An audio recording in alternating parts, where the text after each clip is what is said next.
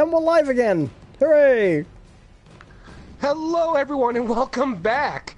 I'm not going to go through the intro again because we already did it in a different stream.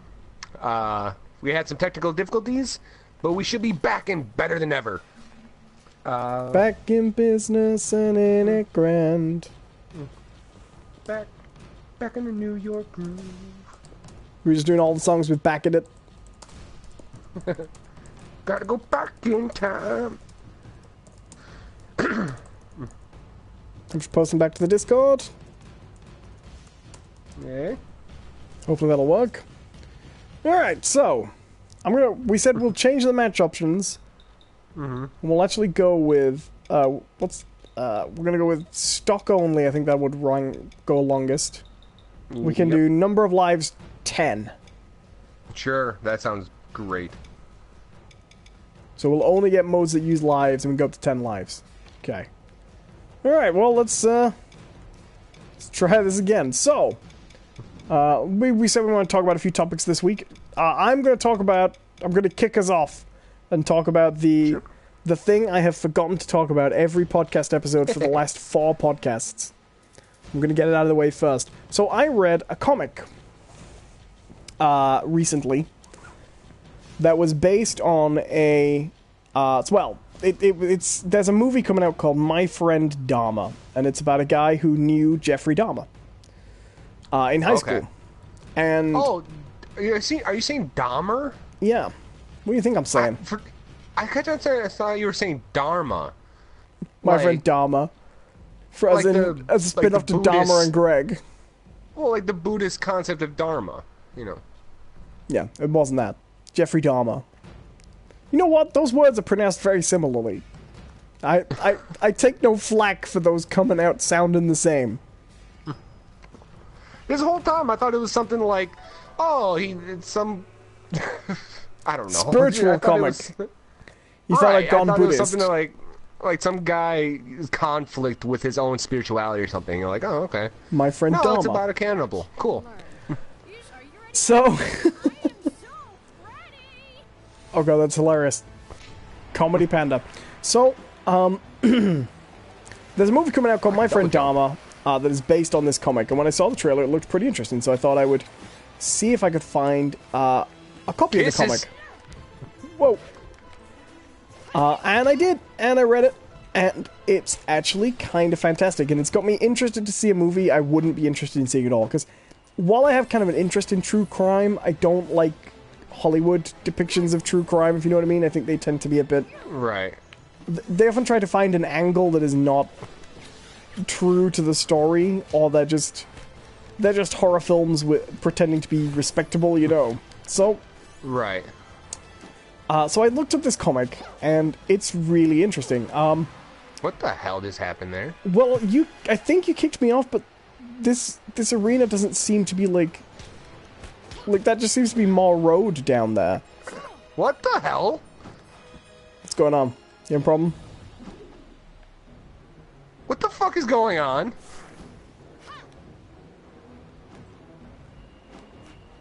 Oh. John just left the party. Oh, hello everybody. We're doing the podcast tonight. I think I know what the problem is. John's internet is down. Which I assume means we're waiting here for him to restart his router. So I'm going to keep talking about different things. How you guys doing? We do this show every Sunday night, and this is our second attempt to start the show. We're having nothing but technical difficulties today. John seems to have a problem with his router where he needs to restart it. So hopefully that will not be too... that won't be too long. We'll have to see. But how are you guys doing? Drop in the chat. Say hello. I don't know what to do. So I'm going to be talking to John about a comic called My Friend Dahmer. I'm going to go over it a little bit. It's a very interestingly drawn, independent comic about Jeffrey Dahmer. If you don't know who Jeffrey Dahmer is, I'll cover that a little bit. While we're waiting for John to get back. Jeffrey Dahmer was a serial killer who was caught in the 90s, but actually first started killing in the 70s, essentially. And he was a quite an extreme killer. basically a necrophiliac who ate his victims. We're getting quite serious now while playing Kung Fu Panda. So it's a little bit of a weird matchup. But this comic is really interesting. I'm looking forward to talking a little bit more about him. But yeah, very prolific American serial killer who finally got caught in the 90s. So relatively recent that he was finally caught. I believe he's dead now. I think he was killed in prison, which is always strange. You know, I never know how to feel about that when, you know, serious criminals are murdered in prison. But hopefully we'll get John back soon, because talking by myself is kind of strange. I can't really play the game until we get him back, but oh,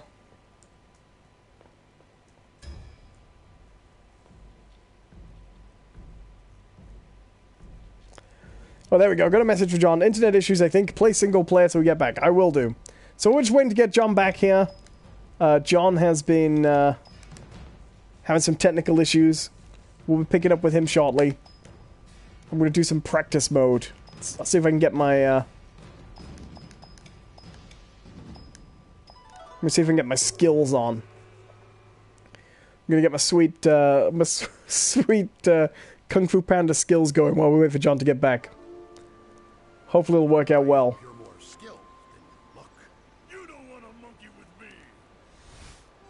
So yeah, that's something I've been talking about. I hope John finds it interesting. I'm not going to get into the comic too much. Oh, okay. So practice mode, actually, the guy doesn't fight back.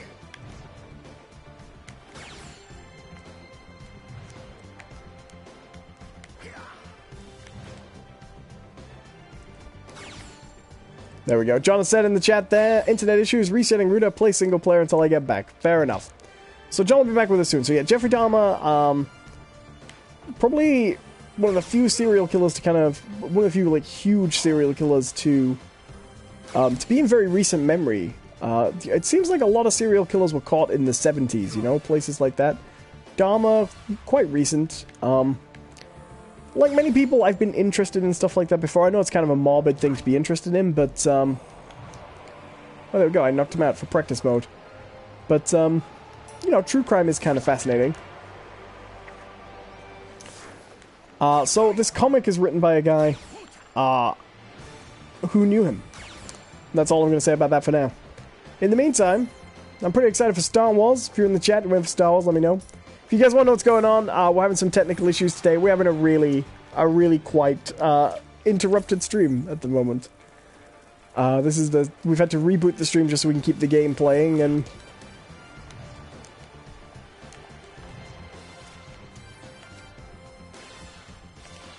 in general, it has not gone well today.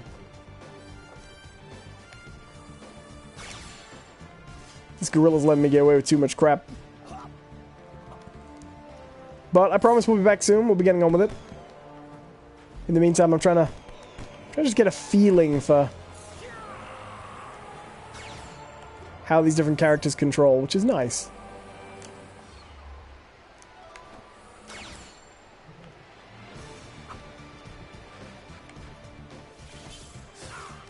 Later on, we're going to be talking about this new Wolverine podcast, which I'm kind of interested in.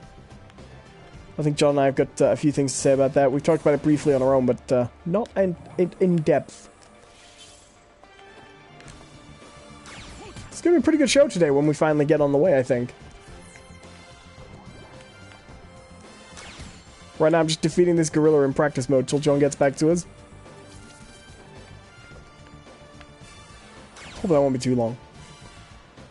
So I was saying at the beginning, I've never actually seen Kung Fu Panda. I must admit, it never really appealed to me.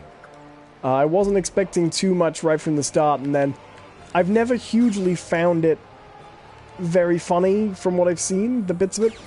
But then I've heard a lot of people say basically that it's better than it seems, so one of these days I may have to give it a go. If anything, just to understand this game in a little bit more context. We'll have to see. Just playing practice mode right now. Waiting for John to get back. Technical issues, all that jazz. What a day.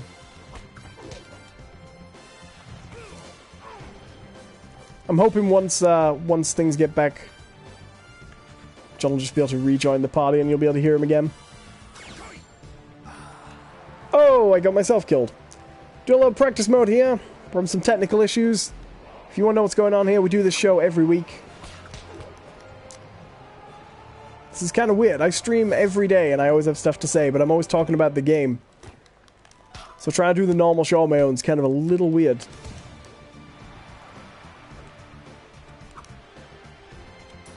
But,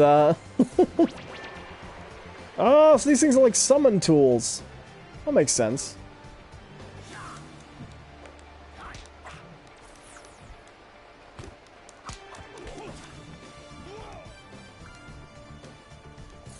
Show something we haven't really talked about much, either on the show, is the Infinity War trailer. We're gonna have to get into that a little bit soon too, I think.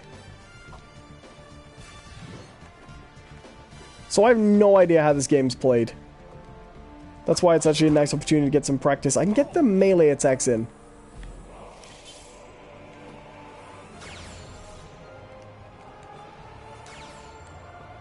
It also doesn't help that each character seems to be quite different.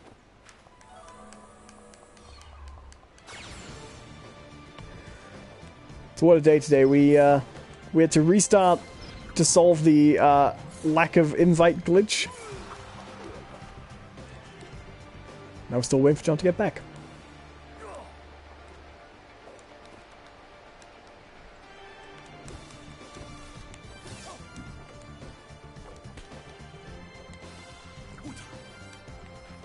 Alright, I think we've had enough practice mode.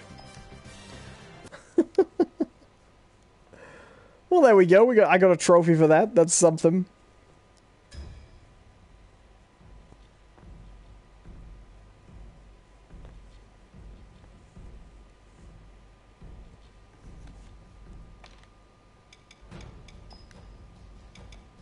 Let's go for the Tournament of Legends. Why the hell not? We're going to be backing out of this as soon as we get John back with us. We're just killing time while the technical issues are ongoing.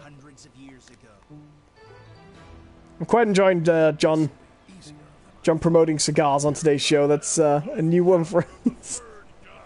Could tease him about for that mercilessly.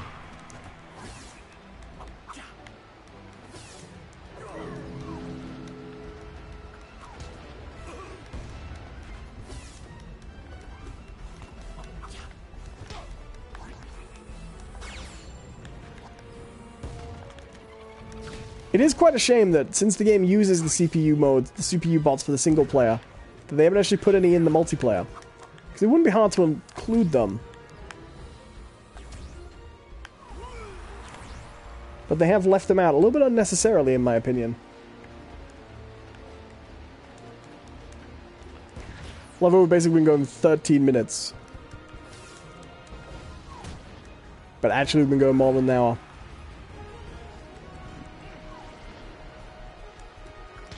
Because of our interruption. I have nothing to say. This is so crazy. Normally when we do the podcast, because it's pretty late for me, it's later than I would do a stream, I can kind of rely on John to kind of feed me stuff to work with, you know? And we don't talk too much about the game, so it's kind of easy just to keep going. So actually going solo feels weirdly, weirdly different.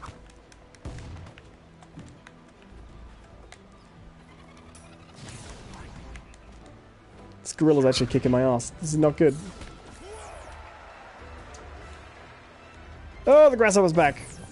I've yet to figure out this thing.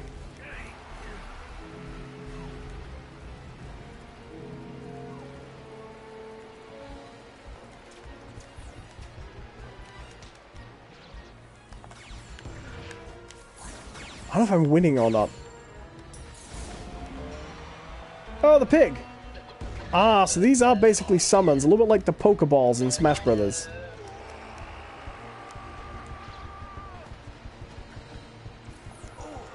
Oh my god! Oh, there we go. Okay, yeah, he's totally beating me.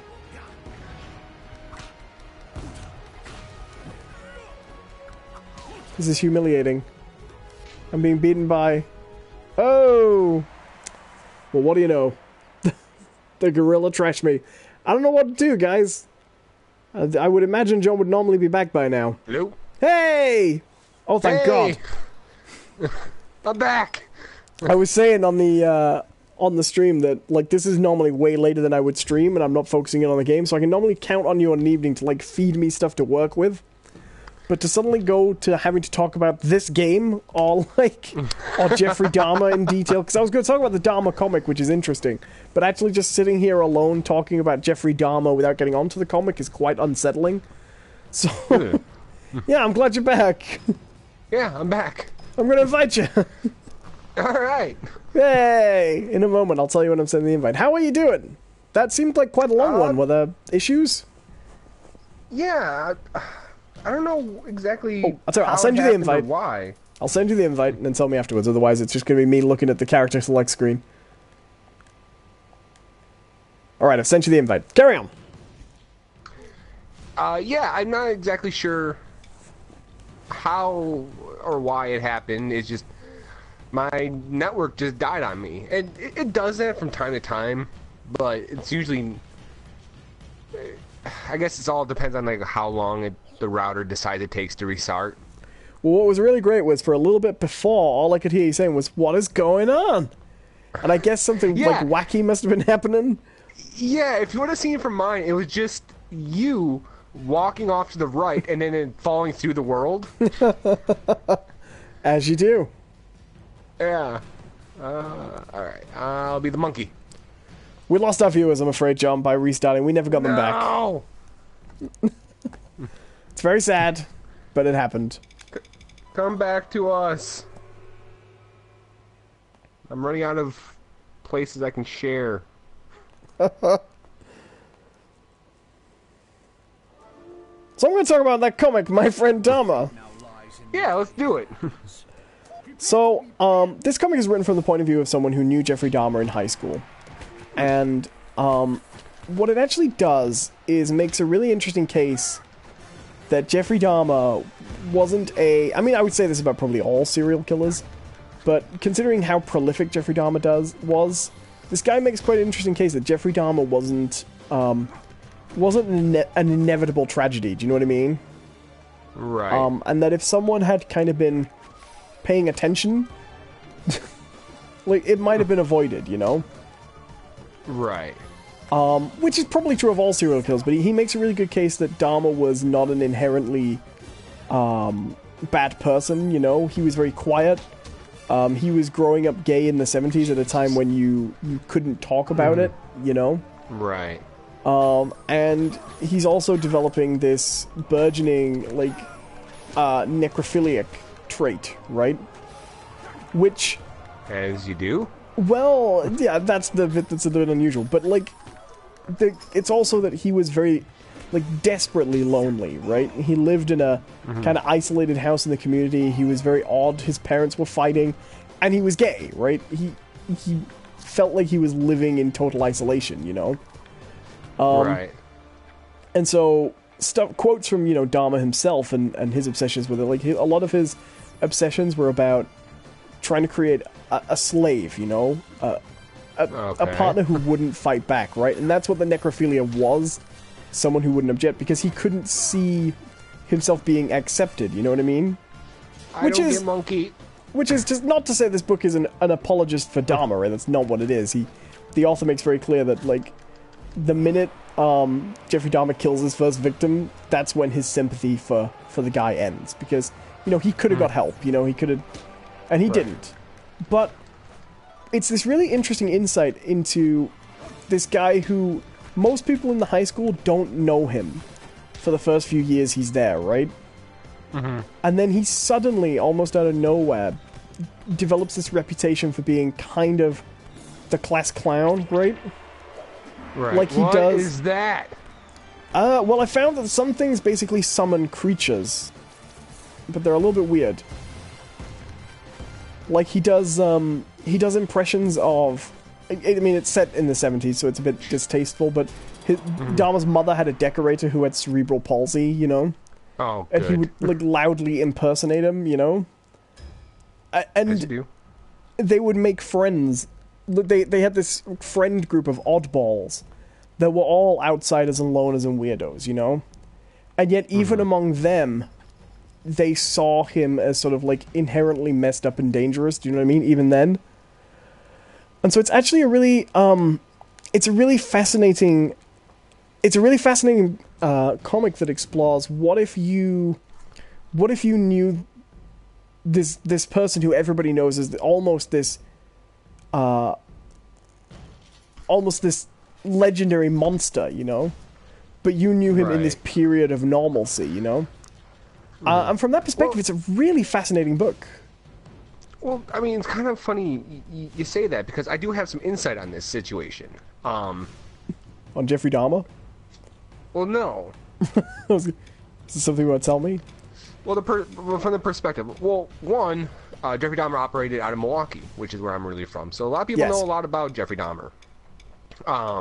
He is kind of he's a local hero. Well, it's one of those things where they try to own it, you know, as a way of making a positive out of a negative. Right. You know what I mean? Yeah. Hello to Emile Defoe. Did I say that already? Hello. Anyway. What's it? Hello. Hey, Emile. Welcome back, by the way. I remember you from last week. Nice to see you again. Who am I going to be? Sue Woo! Sorry. But also, in terms of... I don't know if I've talked about this. I'm pretty sure I've talked about this on this podcast before, but one of my best friends from high school went on to murder someone. Wow, that escalated. Well... No, it's totally relevant, but that's not where I was expecting that sentence to end, that's all. Right. And so it has been kind of a strange thing for me, and a lot of people, actually. Like, even people who weren't necessarily good friends with him, like, still are aware of, you know... Whoa! But people are still aware that, you know, he wasn't really... There wasn't much about him that suggested, like, murderer, you know?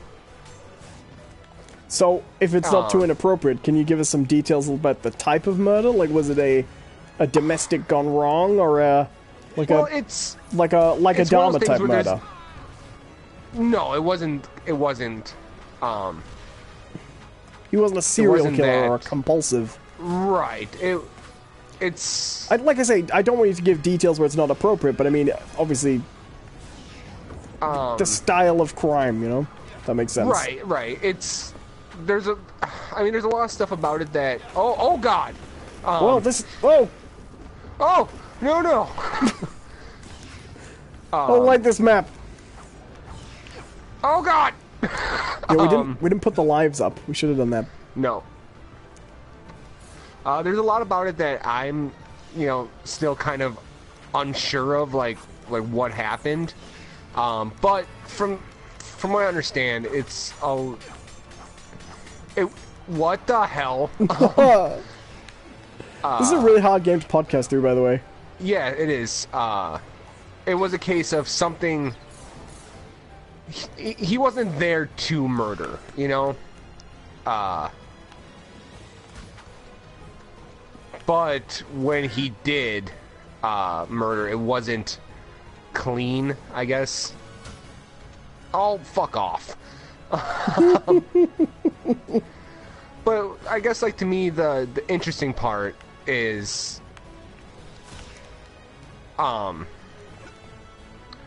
it's very much like... like how you describe this comic, is that, like, he, you know, he had a reputation before he murdered, you know? And to me, it was another case of it could have been prevented. Right. Because he had anger issues. That's kind of his big thing, is that he got angry a lot, and would often overreact, you know? Oh, shit.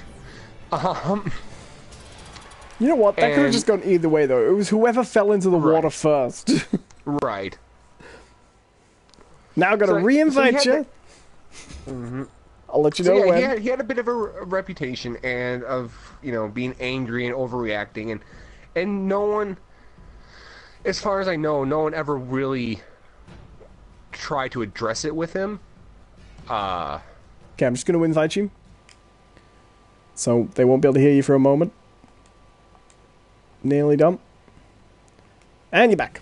Okay, well, I'm going to turn the lives way up. But the weirdest thing to me about the whole situation was, I mean, you know, it's definitely not as well known as the Jeffrey Dahmer case or whatever, but there's definitely been a concerted effort since to change his, like, image. For instance, one of those true crime shows did a special on him. I can't remember which one of the true crime shows it was. There's 1,000 of them. I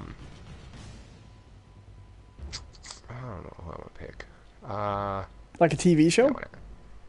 Yeah, there was a TV show about it.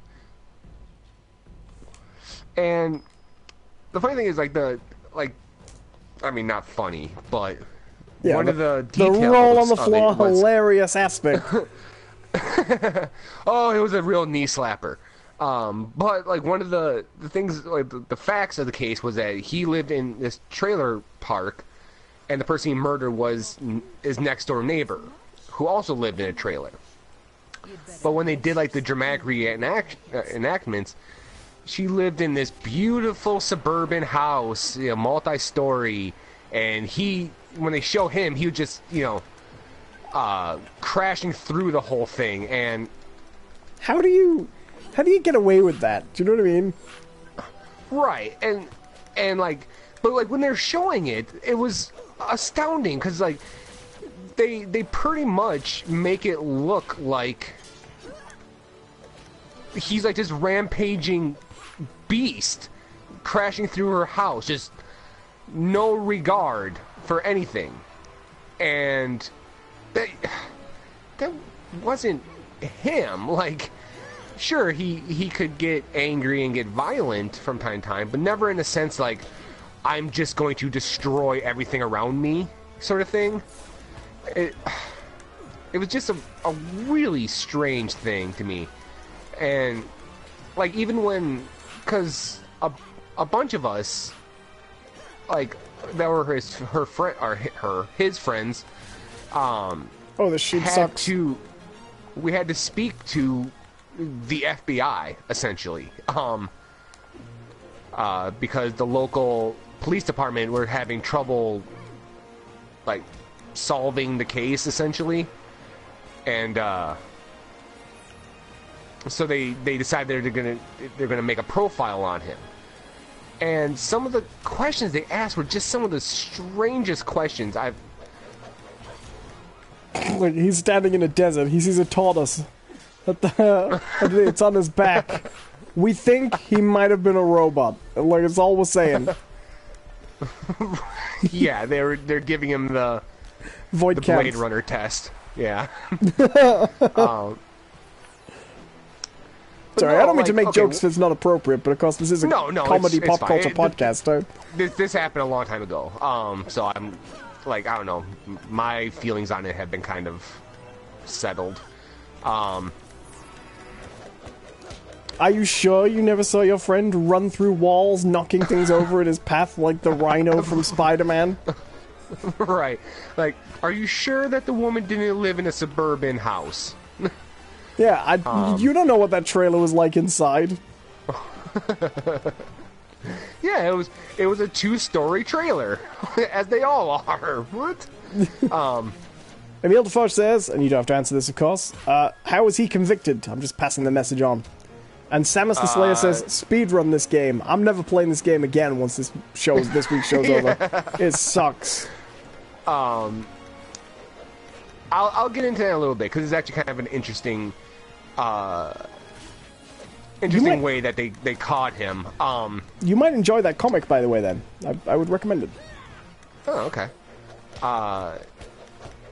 Oh, what the? Yeah! Yeah! Sheep stick. What was that? I don't know what just happened, John. Grabbing. I haven't done any grab attacks. How do we do these? Wait, yeah! And they just flies into the sky. But like one of the questions that they asked us was, and this is the one question that really stuck out as being like, what are you guys trying to do? But they asked us, like, do you know if he ever looked at pornography? Now understand something. We were 16 when this happened. So it's like, yeah, he did. Like, we all have. A lot. Like, it's like, I can show you the sites. Like this one was his favorite. Like, are you asking for recommendations? Like, because I can give them to you, but it's like right, it's a weird. How stupid of a question can that be? Like, ever since the advent of nudie mags, you know, of anything, teenage boys have been looking at pornography. Like, that's if it wasn't magazines, it was little peep shows at penny arcades and crap like that. Maybe if you had answered no, they'd have gone, well, this guy's clearly a weirdo. Right. Oh, good. Oh, you're winning. Shut up. I'm not even pressing anything anymore. What? Ah! I'm golden. I'm the golden tiger.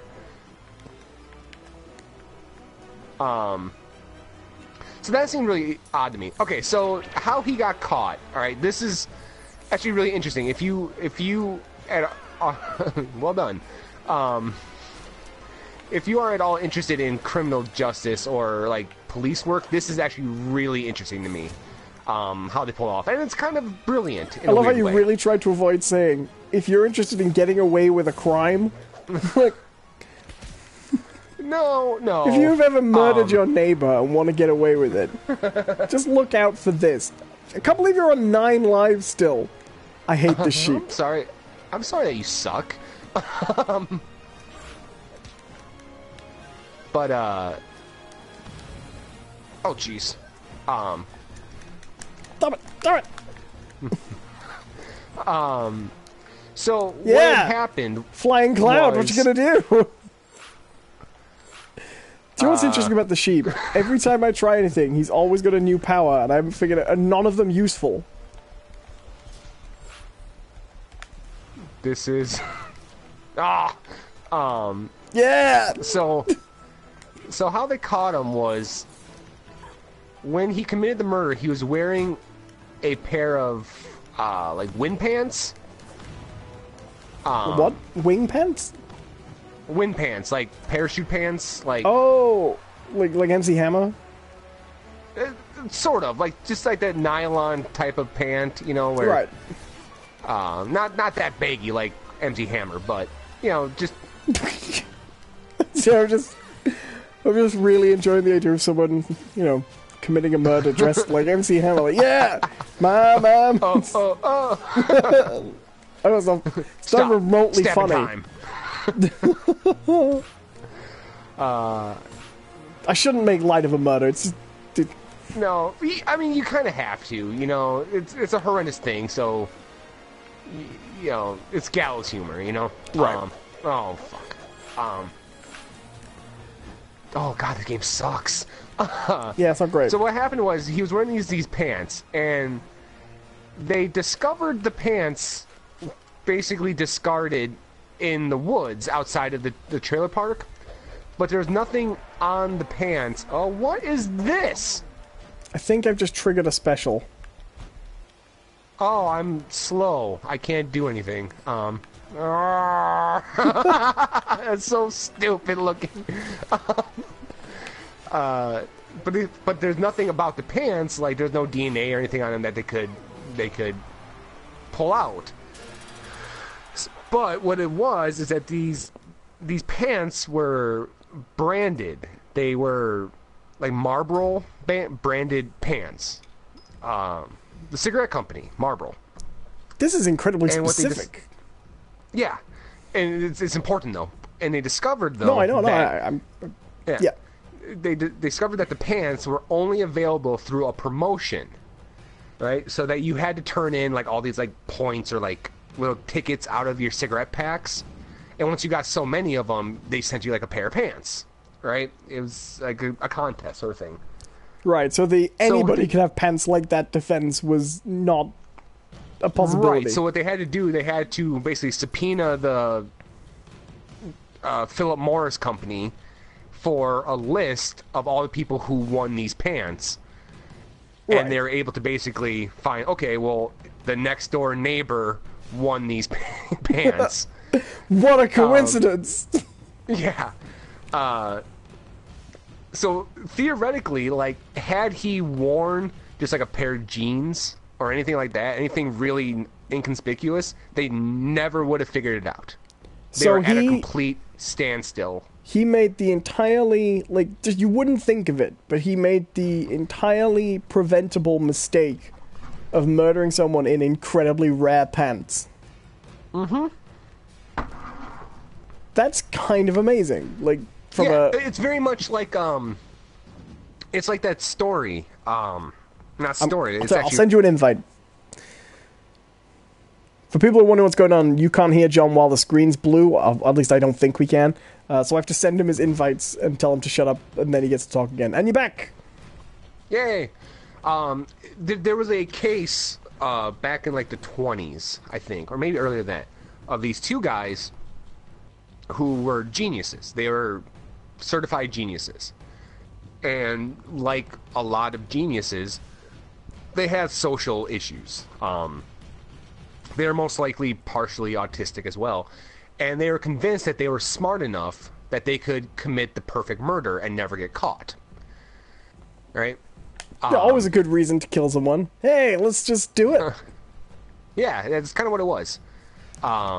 So they murdered someone. They strangled them with a rope. And for all intents and purposes, would have got away with it. But one of them left a pair of eyeglasses behind. And the thing was that normally that wouldn't have been enough. Like, what are they going to do with a pair of glasses? Certainly not in the 20s as well, you know. Right. But these glasses were kind of unique in terms that, oh, what the hell? They were unique as that they're like gold rimmed, and there was something unique about them. That basically they were able to find a registry of everyone who had glasses like this. There's something incredibly rare about them. And they're basically able to track them down to a jeweler's that made the rims for the glasses. Wow. Who had an invoice of only one person in the city who had glasses like that. And that's how they were able to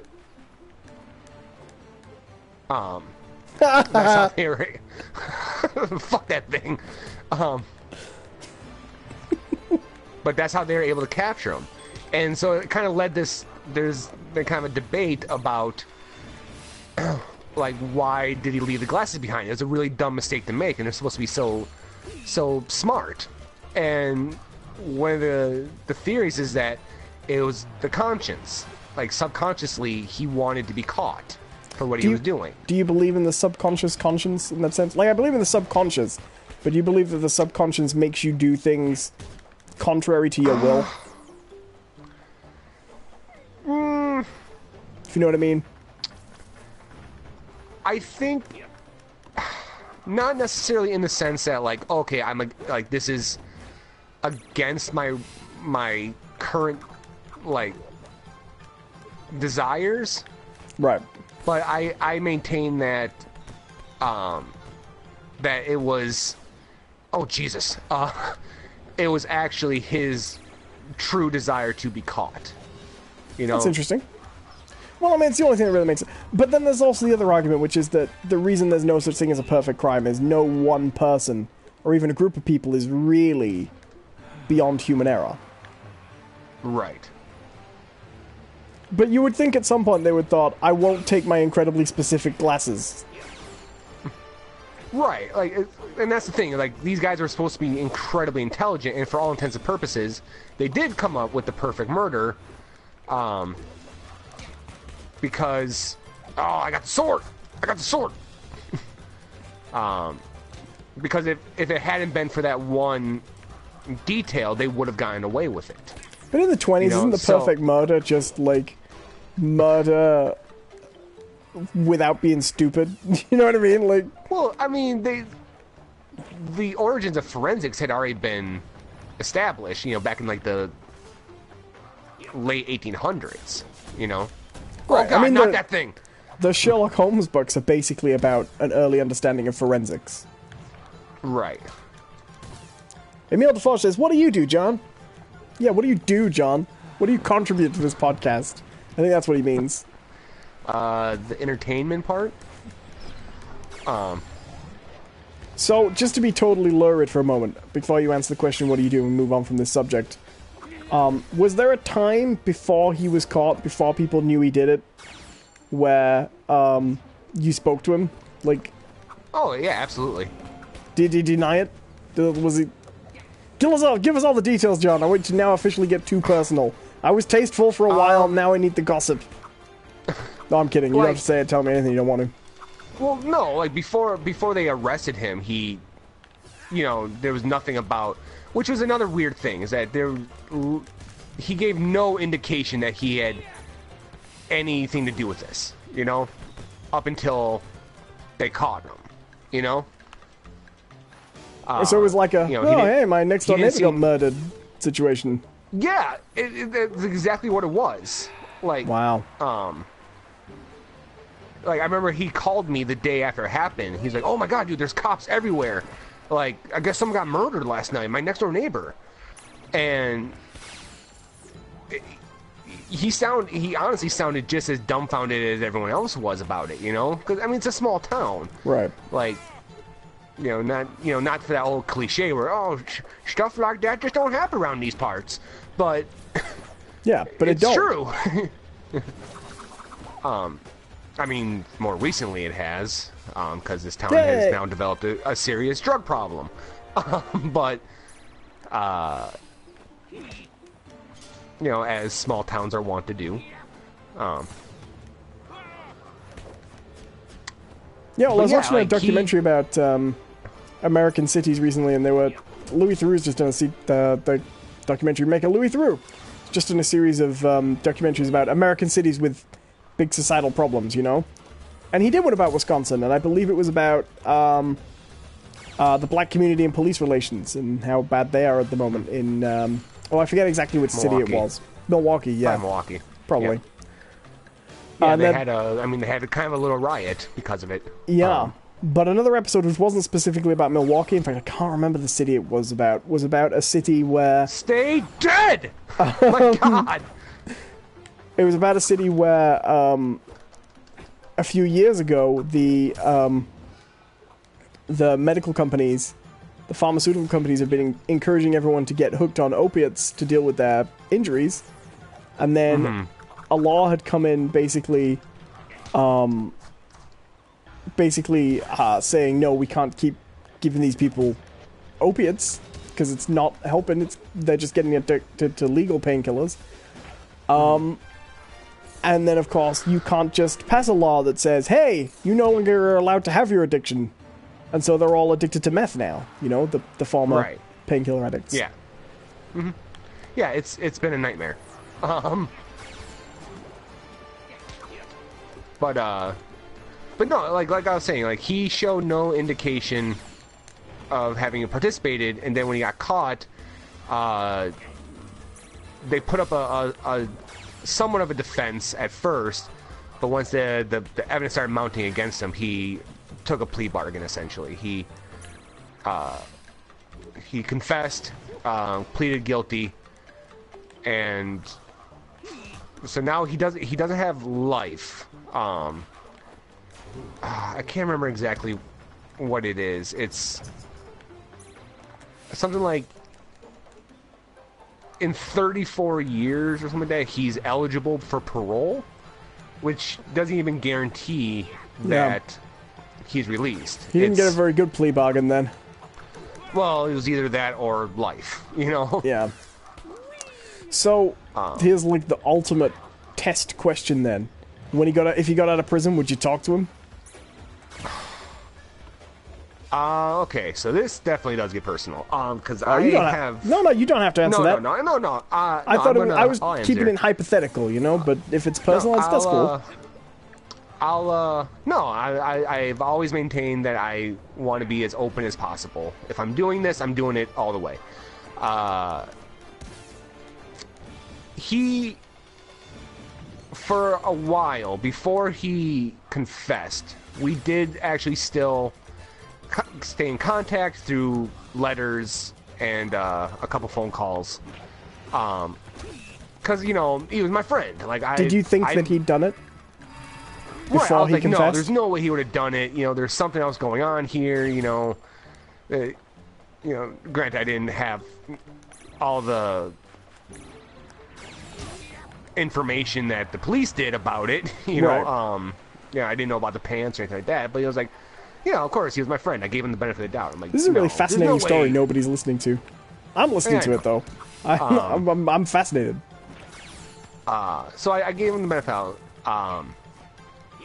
But as soon as he did confess, you know, I kind of, I decided, I made a conscious decision that I would not stay in contact with him.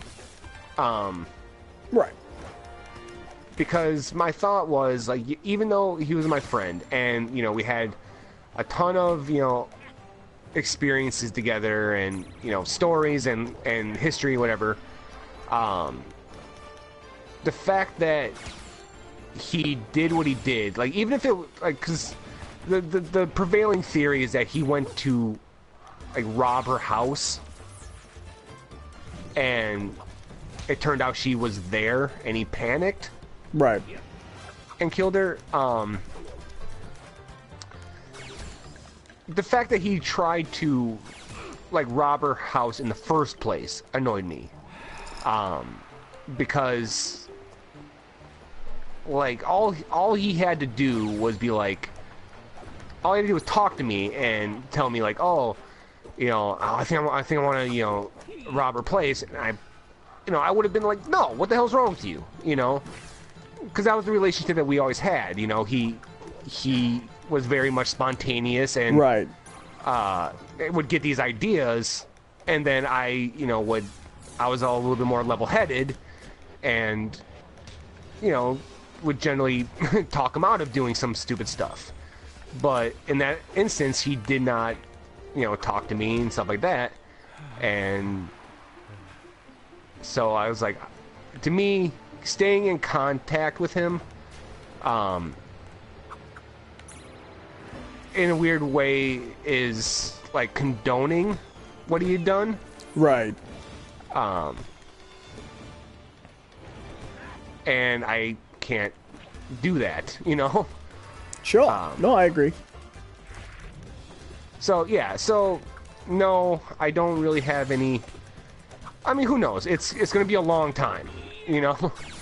I might have a change of heart or something like that, but as it stands right now, I don't want to have contact. Well, it makes sense, even when it gets out, yeah. But okay, just to answer Emile DeForge's question real quick, because they've been patiently waiting. Oh. I work at a casino. That's my job. My official title is boring. Nothing really fascinating there. All I can really say is that I'm part of operations in terms of, like, slot machines. Slot machine rigger. Yeah, I'm the one who... No, I can't say that.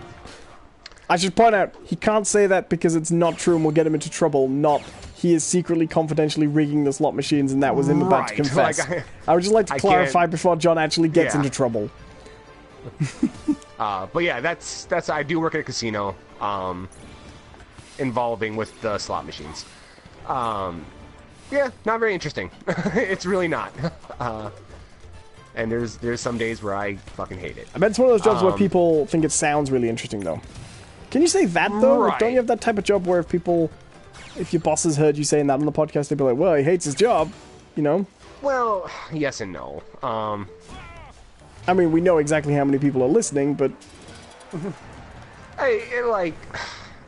It's no different than any other job with, like, online policy. You're gonna be in work like, tomorrow and you'd be like, so that's what the E stands for, Supervisor DeForge.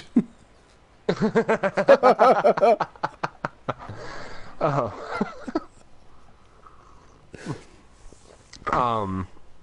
no, like, it's the same thing, like, if I worked at McDonald's, like, I still can't really go online and be all like, man, fuck McDonald's! Like, they're putting human skulls into their chicken McNuggets, you know?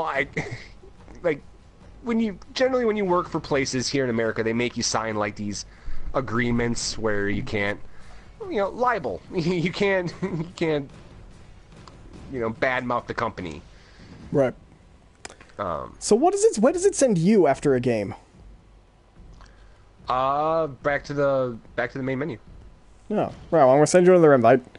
Shut up. Don't you dare put our golden quality content here while no one can hear you. And I'm done, you're back. Just berate me the whole time when I can't respond.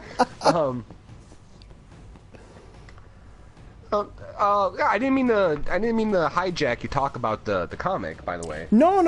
I thought it was very interesting, but that was all I really had. Well, I could say more about the comic in the week I read it, but it's been like a month and a half since I read it now, so it was a good comic, and it dealt with stuff like that. It was about people coming to terms with, but also, like, what's really interesting about it is his friends weren't great people. You know what I mean? Right. But they weren't bad people, if you know what I mean. They were just people. And so, for example, there's a really interesting moment where it's actually one of the few moments that's kind of lacking in self-awareness, where they decide it's going to be funny to give Jeffrey Dahmer some money, and they'll go to the mall, and then in public, in front of people, he will do his, like, funny voices shtick and pretend to be disabled and embarrass people in public. You know what I mean? The kind of thing stupid teenagers do. And then it'd be funny to pay him and watch him do it, right? But on the way there, one of the things that comes out is that Jeffrey Dahmer was basically an alcoholic from his mid-teens, right? Like, he would hang around the school all day just drinking, right? Nice. And this is one of the things that he said, that it's amazing that the teachers didn't notice that something was wrong, you know? And afterwards they would all say that it was, you know, he was quiet and there was never anything to notice. And as they're driving... Which is bullshit, you know? Right. As they were driving there, he was sat in the back seat, and he drank, I think it was like a 20-pack of beer, just straight down. Damn! You know, like, right, because he was that much of an alcoholic. He was drinking that much by that point. Okay, tough. Like, I really can drink, but, well, he's also from Wisconsin, so... Right, because he had such a horrible life. His parents were separating and were fighting all the time, and he had this... And he was gay, in a time when people wouldn't accept it. So he felt like he was living a lie and all that stuff. And they went and they did this day, and they had this really fun time, and then on the way home, he's drunk, and it's this really unpleasant situation, and gradually after a while they all realize they don't really like Jeffrey Dahmer, and he's kind of a creep. Do you know what I mean? Like, not a creep who's unpleasant to them. He's odd, and they don't know how to put themselves with him. They don't know how to interact with him. And the last section of the book before they go away to college is basically them admitting that they basically then cut him out of their social group in the last year. You know, they carry on doing the shtick and all the funny voices they've picked up from him, but they don't have anything to do with him anymore. And one of the interesting moments that's kind of very lacking in self-awareness about this, and I'm not saying it was their responsibility, but he never really touches in the comic of, like, he also kind of abandoned Jeffrey Dahmer, you know? But he does say, you know, we were kids, you know, and there were no parents or teachers looking out for him, and I just thought that was interesting. And the book is really... It's a very interesting look at humanizing Jeffrey Dahmer by showing you what he was really like before he was a killer. And I found that comic fascinating. it's stuff like that though, like comics like that, like because it kind of reminds me of Judd Winnick, very famous comic book author, artist at this point, and writer. Before becoming a comic book writer, had his one claim to fame is that he was on Real World, right? Right. The MTV show, and was, you know, if you don't know anything about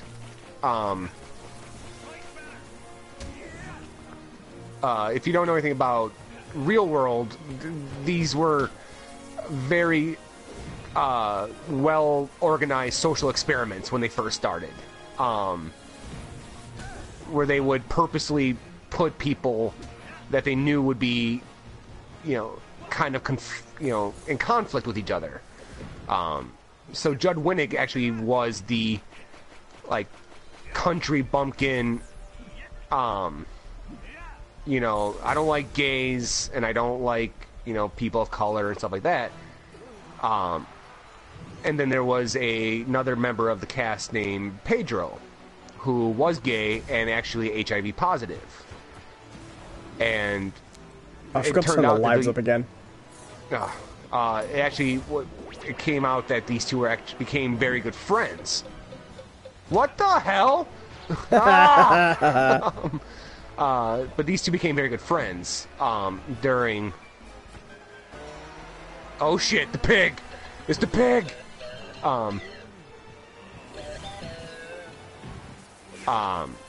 They became very good friends during the later parts of Pedro's life when I banned that person for that comment, but I'm going to unban them because I actually think they might have been referring to what I was saying about Dahmer and they missed the beginning of the conversation for what context I was talking about.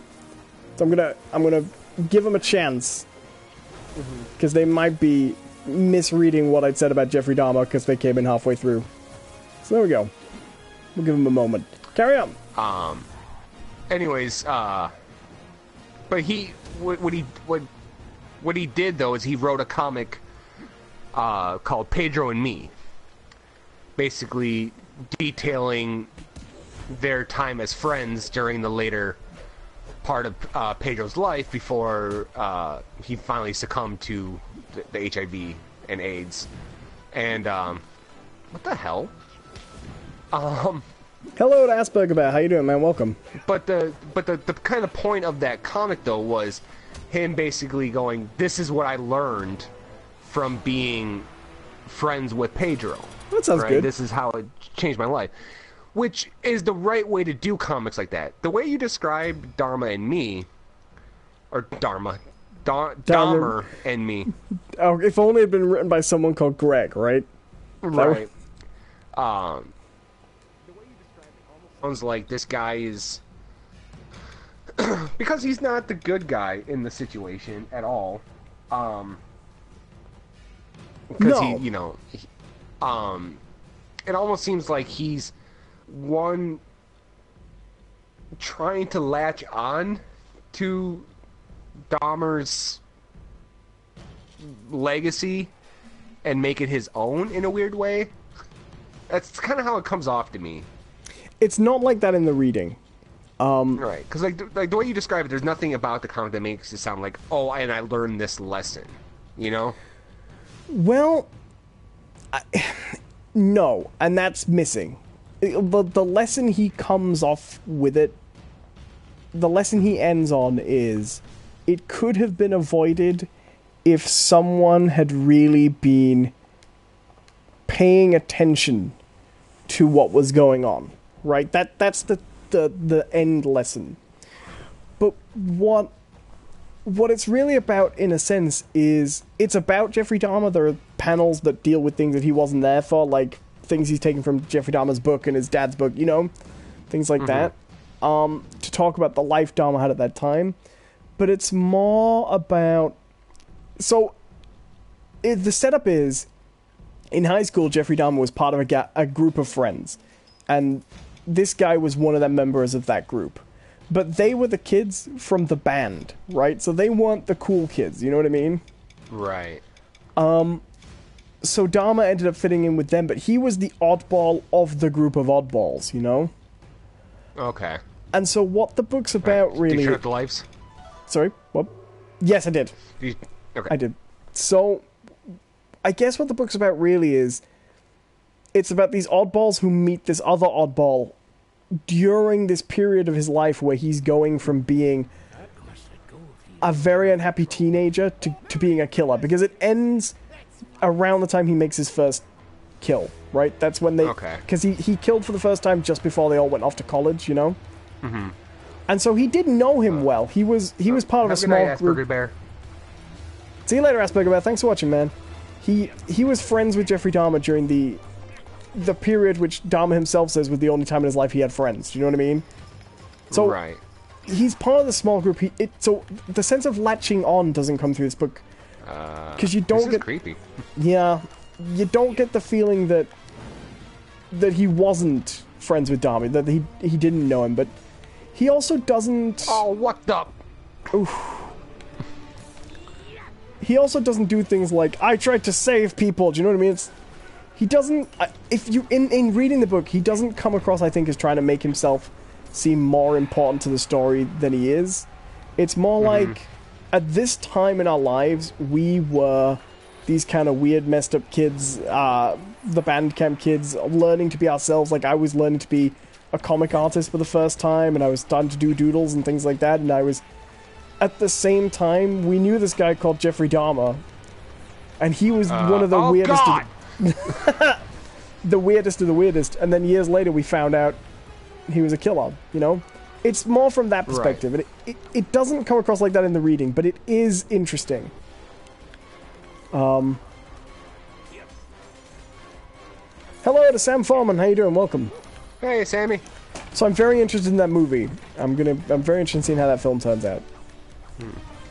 I can't do anything. Oh, wait, I have heard... Okay, now that you mentioned, I have... I have heard about that movie coming out. Who's playing... Someone from a Disney Channel Dahmer? show.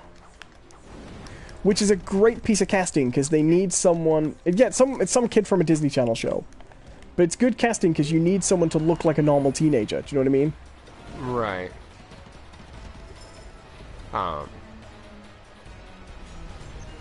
Danny Pinto says, Oddball is a little light. Dude ate other dudes. Right, but this book is set before he began killing, for the most part. And it's about the perspective from which they saw him as a teenager. So, even then they knew he was odd, right? But still, people didn't really see him as a killer. Although there is a scene where they all get together for a reunion before it's come out that he's a killer. And they ask what he's doing, and someone says, probably a serial killer by now, you know? So, right. you pick up on the people, do you know what I mean, in a way? But then how many people do you sometimes say that about? Do you know what I mean? Like a serial killer in the making, you know? You count the wins. I mean,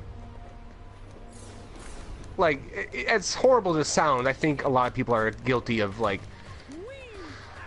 when you're talking with your friends or people that you went to high school with, and you bring up someone else, like, oh man, I wonder what they're up to, and the kind of what usually happens is, oh shit, what usually happens is someone says something kind of mean or off color, Right, and they all like, thought he was an oddball of oddballs. Yeah. Right, like, oh, I bet you she's pregnant by now, or whatever, stuff like that. People are mean. People say shit like that, and I think, I'll admit, I've been guilty of that, Sure. So yeah, it's an interesting book. It's an interesting book to humanize someone who effectively dehumanized themselves. Do you know what I mean? Right. Sam says that you guys meant to be fighting each other. In theory. Yeah. But we think that's what's happening. This game's not great, guys. But no, I found it fascinating. So, yeah, that was a really interesting comic. So, I can talk about my topic now, if you want. Sure, go for it. We've been streaming all night, but go for it. It's just amazing how long the show's been because we never got the first part on. It's just been a slow show today. Oh, it really has. Mildeforge says I preferred the snooker. Yeah, so did I. Yeah, this game sucks. It's so bad. But we saw it. It was a free game that came out this... It was on PlayStation Plus. Yeah, me and Owen are suckers for the free games. Danny Pinto says, did they say he had homosexual tendencies back then? That's actually written up as an important part of his formative time, really. That was when he started to isolate himself more. What the hell did you just do? Oh, I don't know. I managed to get killed from the respawn in somehow. Which is interesting. I'm losing quite badly, by the way. I hate that. Yeah. I like the turtle. The last... Oh, I hate these damn... That is the thing I hate about this game. Getting jammed in these stupid... These stupid punch rallies, you know what I mean? Yeah. Because there's no way out of it, you know? Oh, aha!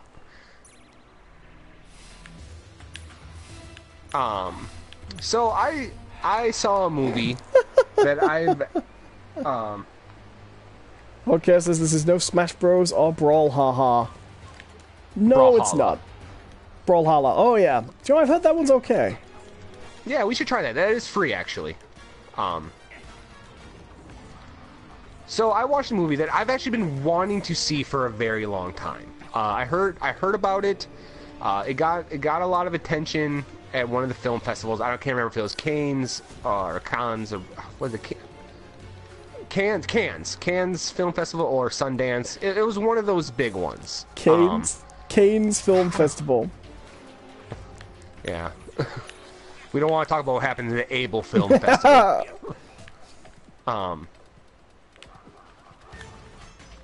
But it's this movie called Colossal. Oh, is this is that one Matt Damon in? No. That's Downsize. No, Is that no, what no. you're talking about? No. There's another one with Matt Damon out right now that's got a name like that. Mm. Well, at least I've done this thing. Oh god. See you later, Danny Pinto. Yeah, thanks, man. Hey, if you haven't, please like and subscribe. We really appreciate it. So I saw this movie called Colossal, and it stars Anne Hathaway and Jason Sudeikis. God damn it. Jason... I'm trying to think of something. He used to be on SNL. He was one of the cast members. Oh. You just fell down right there. Yeah, I did. I can't quite think of something... he was in a movie called, like, Meet the Millers. That was kind of this really dumb comedy movie. I'll look for him in a second. But what was his name? Sudeikis? Yeah. S-U-D...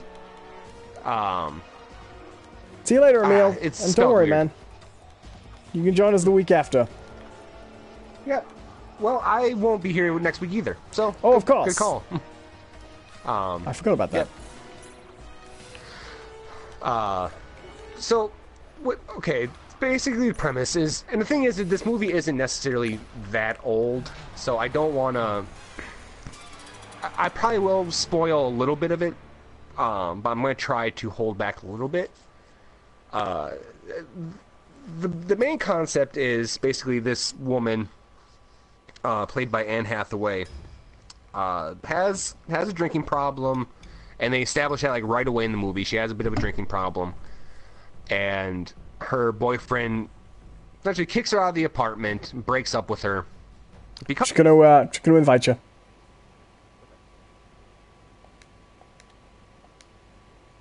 Okay, sent. Continue. All right, and he breaks up with her because of it, and she moves back home. And so it kind of starts out with like a real familiar plot of like someone who is lost in life and things are not going well for them, and you know they go back home to try to find themselves. Right. What makes this one way different is when she gets back home. Coinciding with her arrival home, a giant monster appears in Seoul, Korea. Like a Godzilla type thing, right? Well, that's a twist. Yeah. And what she discovers is essentially every time she goes to this little playground in town at 8:05 a.m., the monster appears. And it's basically her. Every movement she does, the monster does. That's and pleasant. yeah, it's really weird. And I can do this. I got what the skills. and what then they also discover is that just Jason Sudeikis' character, who was a friend of hers from when they were kids, every time he steps onto the playground at the time, a giant robot appears. Oh. That makes sense. And so, what's really kind of interesting is that you get the feeling at first that they're trying to make a statement about, like, okay, you know, these people's destructive, you know, it's like you get this idea that it's supposed to be a metaphor, right? Where it's like, okay, her drinking is, you know, destroying the people around her, and to show this, we're actually going to be as unsubtle as possible, you know? Because, like, how do you be any less subtle than having a giant monster appear, you know, and just starts destroying a city, right? Right. What the hell? He summoned a bunny. Oh. Yeah, I summoned a bunny. Get him, bunny! Get him! Yeah! But by end of it, it changes. Like the metaphor changes, right?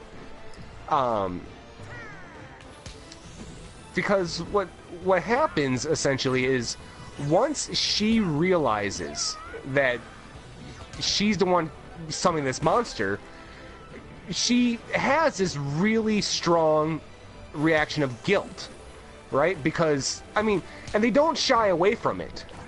There's one where, like, when she's first trying to show her friend and, like, what she's discovered, they're, you know,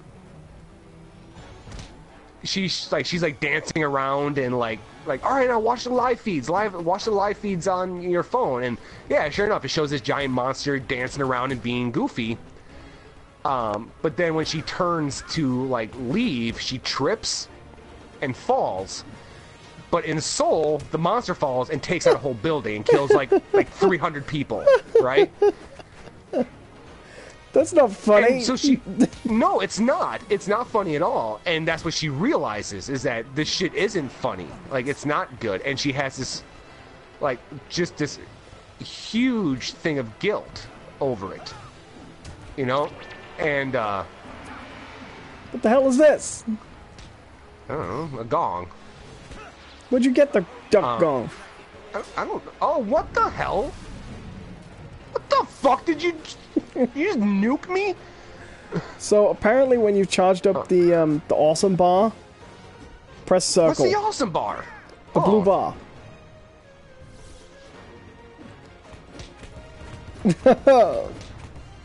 Wish I'd known that earlier. Oh, okay. I think that's how I did that slowdown thing before too. Right. Okay, but what happens is this really weird thing happens, right?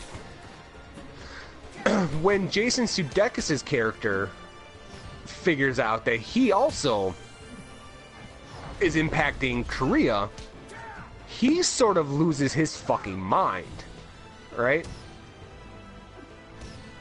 And, like, because Anne Hathaway's character goes, like, through great lengths to, one, apologize for what she's done and try to make it right. And she does it in it's actually really clever how she does it. But Jason Sudeikis kind of loses his mind and basically becomes very possessive of her of the Anne Hathaway character and essentially holds her hostage to things, basically saying that if you don't do the things I want you to do, I will come back to this park every morning and just take a stroll, just take a walk, which would kill hundreds, you know, thousands of people.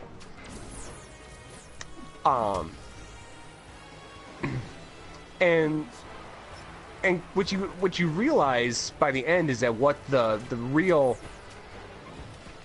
like metaphor that they're trying to get across is,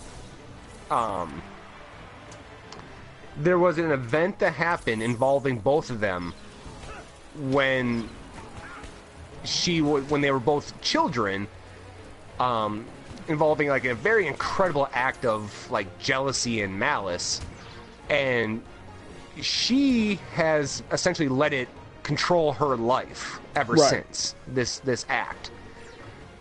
And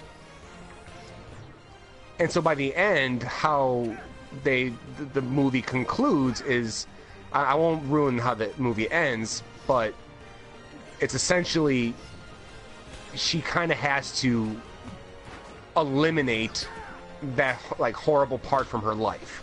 She has to not let it control her anymore. And it's funny for like a monster movie, and which, I mean, that's the thing. It's never actually a monster movie. It's never a, you know, Godzilla destroying the city movie. That's just kind of like the trappings, I guess, right, that they use to tell this incredibly personal story. But even like the bits with the monsters, like it's touching. It's touching, and it's also unnerving at the same time. You know, because you really get this feeling of letting your past dictate who you are leads to you being kind of a monster, because you can't really cope or interact with people who are living in the present, you know? Right. It's such a fascinating movie, and it sounds really good. It's really good. It's a really good movie, and I really suggest everyone to take a look. If you guys have Hulu, it's on Hulu. And I don't know if it's anywhere else, but that's where I saw it, and I really enjoyed it. I really, really, really enjoyed it. There were some things that kind of bothered me, though, is that while Anne Hathaway's character and Jason Sudeikis' character were both very well fleshed out and compelling, there were other characters who were kind of just in the vicinity of everything that's going on, and they are not very well realized characters, and they almost, and maybe intentionally so, they definitely feel like bystanders, right, to this conflict between Jason Sudeikis and Anne Hathaway. Not the monster part, but just them as people.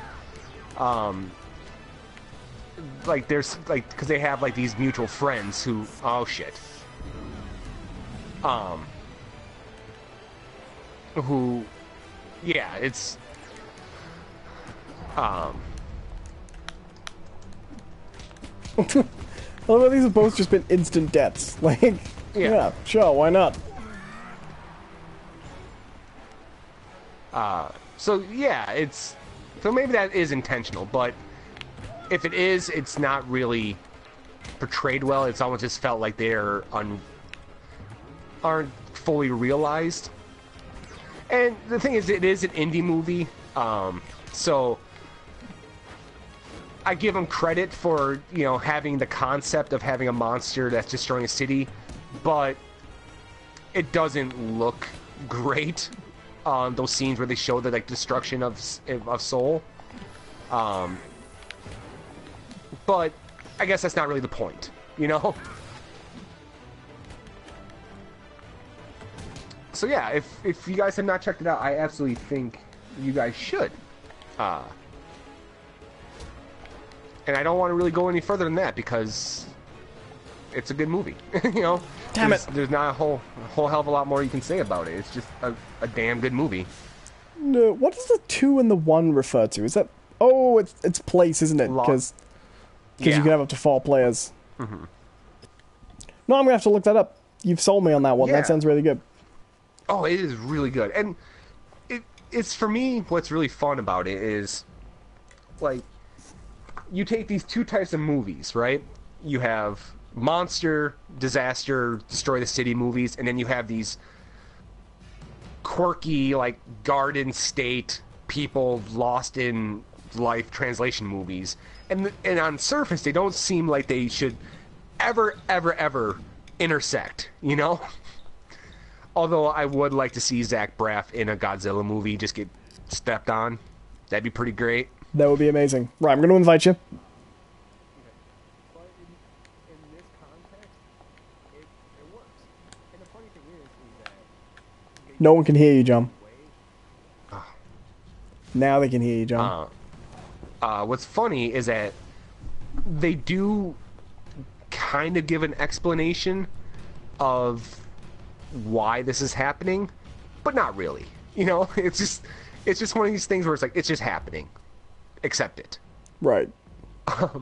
Which is great, because I feel like if they would have went through this, like, half-hour diatribe of, like, oh, this is how this came to be, it would completely ruin the movie, you know?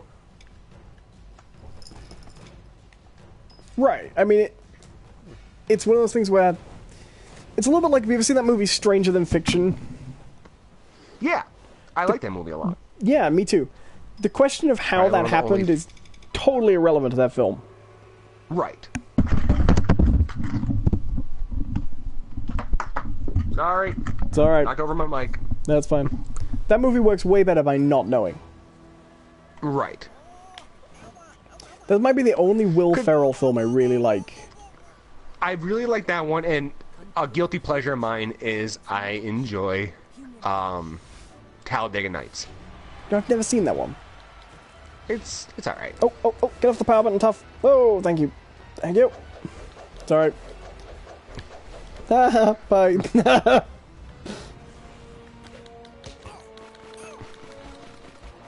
Talladega Nights is the one about, is it ice skating? No, it's car racing. There's an ice skating one, right? Like Blades of something? Blades of Fury, something like that, or... Fair enough. Or Blades of Glory. Did it have Will Ferrell in it, that one? I'm trying to remember. Yes. He was in a lot around that time that weren't good. No. The problem is that they were all the fucking same. Yeah. Like, was he in Dodgeball as well? Even if he wasn't, they were all that movie, though, right? They were all Dodgeball. Yeah, but Dodgeball is actually pretty good. Oh, John. No, Dodgeball is kind of funny. Oh, Jonathan. Oh, shut up. You like fucking Masters of the Universe and shit like that, so... Don't you judge me on my movie tastes. Okay, it says, I'll compare that one to Reign Over Me, where Adam Sandler is not playing an immature character too. I think it's his best movie, usually. Reign Over Me, I don't think I know that one. It involves... how does it go? He's like a dentist or whatever, but his whole family died in 9/11. Oh my god. That's quite serious. Whoa! That's what this snake does. Do you ever wonder, like, how that conversation went? Like... So, Adam, you know, I hope you're having fun with, you know, Zoolander 2 coming up. Well, Zoolander, you know, and all that stuff. He wasn't in Zoolander 2. Adam Sandler? He was. Will Ferrell wasn't. Yeah, you're thinking of Ben Stiller. Oh, yeah. I am thinking of Ben Stiller for Zoolander. You're right. I totally am. I don't know. What's a terrible Adam Sandler movie? All of them. Yeah, they're all pretty bad. Jack and Jill. Oh, God. What I like about Jack and Jill is it's basically just a hoax movie to pay his friends money. Right. I mean, they're all that at this stage. Yeah, which is the funny thing is, like, I think his movies are terrible, but I oddly respect him for what he's doing. He's not even hiding it. You know, it's not like, Hello to Baby Alive Girl, welcome. Yeah. hey, baby, alive girl. You know, it's like he's not even trying to like, oh no, like I'm actually trying to make real movies. Like, no, you're fucking around with your friends, and good for you. You know, good on you. Like, because I can fully admit that I am not opposed to doing the same fucking thing. If I was rich and I had a bunch of friends, you know, I'd be like, oh, okay, well, you know what? Let's just make a movie. We can hang out, and we'll make some movies, you know? Right. If you're big enough that all your movies do well. Because the thing about Adam Sandler movies is he gets to keep making movies because his movies sell well. Mm-hmm. And if you were successful enough that you could go to a movie studio and be like, hey, give me this much money to pay these people to make a movie with me and it'll sell as well as all my other movies, why not, you know? That doesn't mean we should pretend they're good movies. Right. Exactly. I don't think he makes good movies. I think like I said, he does not make good movies, but I respect what he's doing because it's the best, like, troll of the Hollywood film industry. Adam Sandler is basically all the processes in place used to make bad movies because they keep selling. Like, a total failure of the system of all the systems that are in place in Hollywood to stop bad movies being used to make bad movies. I do not understand what I'm doing with this character. Oh, I hate the sheep. At all. I couldn't figure him out one little bit. Yeah, but like he's doing everything that's wrong with Hollywood in a way to basically fucking hang out with his buddies and get paid for it. You know, Yeah. it's great. I can really appreciate that. So I contend that everybody likes one bad Adam Sandler movie. I'll tell you mine. Oh, sure. It's Mr. Deeds. Oh wow, Mr. what is Deeds that? is great. Yeah, I like Mr. Deeds. What do you like? You know, I will admit, I actually enjoy pretty much all of Adam Sandler's movies up until Little Nicky. Like, I think Happy Gilmore is hilarious. Do you like the Waterboy? Billy Madison is... Oh, yeah, Waterboy's fine. You know, it's just... But, you know, it's that real... I think people are like, oh, well, that kind of humor is so... are just pretentious. Like, there's something inherently funny of watching someone just beat the living crap out of someone else, you know, in humorous situations, you know? And that's what that movie is. It's just his character, you know... He came out recently and said that he just does not read the reviews and hasn't read the reviews since Little Nicky. And, you know, it shows. Yeah. And I think that's why his films are actually getting worse. Like, I don't think people should necessarily read the reviews if they don't want to, but he's also taken the fact that his movies have continued to be successful to mean he doesn't have to listen to anybody, I think. Right. Oh, wait. Oh! Does he just... I get it. What? The Soothsayer just summons weapons onto the field. Do you think that's the role he takes in the movie? What the hell? I turned you into a radish, and I ate you, John. What's so confusing about that? Ah, Is that your special? Yeah, pretty much. What a boring special. Yeah, it worked. It's the same as one of your normal attacks. Well, no, it was the slowdown. Oh, okay.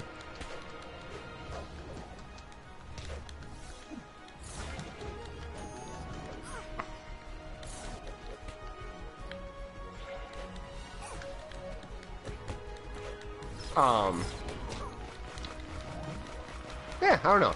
Where were we going with? Right Over Me, I heard wasn't great. Like, it was a little too melodramatic. But I think Adam Sandler has the capacity to do good, you know, non-man-child roles, you know? Right. He just doesn't Like, actually, have the financial need to. Right. In fact, we were... wasn't too long ago we were talking about one. The Merowitz stories. Yeah, I still need to watch that. Yeah, it's good. But, like, can I just say, I would rather have, like, 100 Adam Sandlers than 2 Daniel Day-Lewis's. Right. Because here's the thing. I'm sure Daniel Day-Lewis is great in those Daniel Day-Lewis movies, what he's in. I've actually never seen a film with Daniel Day-Lewis in. It just hasn't come up that much, right? I've seen a couple. I'm sure he's terrific in them, right? Because you don't get that famous with him being without being terrific. I don't... Well, and that's the funny thing, is that he actually has, like, a very, very small filmography. Yeah, he's very selective. I don't actually believe, though, that Daniel Day-Lewis's abilities to act come from the extreme lengths he puts him through in his movies. I think he thinks it does. I think he could probably act just as well without doing that. And right. I don't... I hate and that. I have that kind of a bit feeling about most, like, method actors, you know? Yes, I agree.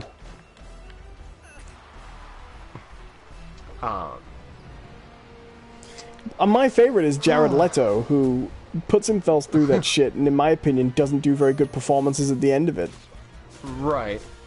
I mean, that's really bad, isn't it? That's the real tragedy of trying to follow... Oh my god, this is taking so long with these two characters. I just looked at our lives. Yeah, it really is. Okay, so it's like Denzel Washington handpicks his movies. I'm not sure he's done a bad movie. I don't think The Bone Collector's that good. I actually never saw The Bone Collector. That was him, right? I think so. Yeah. I'm Googling, so I'm not even bothering fighting for the moment. Yeah, that's fine. Yeah, I thought The Bone Collector was a little... But maybe that's more because I saw The Bone Collector fairly late on. I didn't see it when it was new, you know? Right. A pretty old movie when I saw it. I always like Bill Murray's method of not having an agent. He just does a voicemail, but he doesn't always check the voicemail. Right. So if you want to do anything, you have to just know his voicemail number and call it and hope for the best, right? Which really doesn't count for how he ended up in some total shit, right? Right. Like, have you heard the story about how he ended... What? Oh, about Garfield? Yeah, we've talked about that on this. So funny. Training Day. I heard that's good. There's a lot of films I haven't seen, actually. Training Day is amazing. Training Day is absolutely an amazing film. Let's see here. What else is going on in the world these days? Well, you know, we said we'd talk about that Wolverine podcast. Yeah! Let's talk about that. There's gonna be a Wolverine podcast. And then we talked about it. Oh, that's a callback. Oh, fuck me. I'm gonna turn into a radish. Yeah, Marvel is doing their very first scripted podcast. Which I guess is just gonna be like a radio drama? What's interesting, isn't it? Because there aren't that many podcasts that use that format. There aren't I can't think of like a really successful, maybe like Welcome to Night Vale. Yeah, that's the only one I could think of was Welcome to Night Vale, which I guess is making a TV show now. Yeah, that's a mistake. Yeah, kind of. It depends. I guess it depends on how it's done. Yeah, because I mean, the article I saw was like Marvel's trying to take on Serial, and I'm like, actually, no, they're really not. You know, Serial is a true crime journalism thing. You know, very different audience. Like Serial's audience is not good. Unless it's done like that, you know, where it's right. You know, boop, if it's just this is Logan. That would be actually kind of interesting, actually, to me. This is Logan. He's a 500-year-old Japanese samurai, mutant Avenger. Yeah, I was walking through Tokyo and... Well, yeah, it's like, eyewitnesses say that the man had knives coming out of his hands, and just the anger was astounding, you know? And then there's the Nisha like call. Sorry. It's very specific. Yeah. So we talked about this a little bit. Like, I don't know how this is going to turn out. It's called, what's it called? Wolverine the Long Night? Hello, Jennifer Smith. Something like Is it that. what's called The Long Night? Yeah. Yeah, I'm kind of curious how they're going to do it. If they're going to do it like a radio drama. I think that's what they're going for. Because I don't think they'll go for, like, yeah, listening to Wolverine Radio. You know what I mean? Like, well, no. Like, I'm curious if it's going to do like audio journal. You know? Right. Is it going to be? Like is it going to be narrated like a book on tape, or is it going to be like a play? Right. You know. And I hope they go with audio drama, because I happen to be a big fan of that format. Yeah. But they have to add like the really terrible advertisements in between. Yeah. You know, or it's like all right, well that concludes the first hour of Wolverine: The Long Night radio hour. Our sponsor this week is... Yeah, like our sponsor this week is Trask Industries. You know, if you want a mutant killed right away, call up Trask Industry. You know, I would love that. Like, that would be great. Like, if they did shit like that. Every article I was reading was like, Marvel's moving into podcasts. And I was like, surely Marvel has already... Oh, they have podcasts. They have a very successful one where they talk about, you know, what's coming and all the solicitations and stuff like that. Right. Yeah, So moving into fiction podcasts is kind of interesting. I mean, one of the interesting things is, I don't want them to make the mistake of going all-star casting and budget on it. That's not...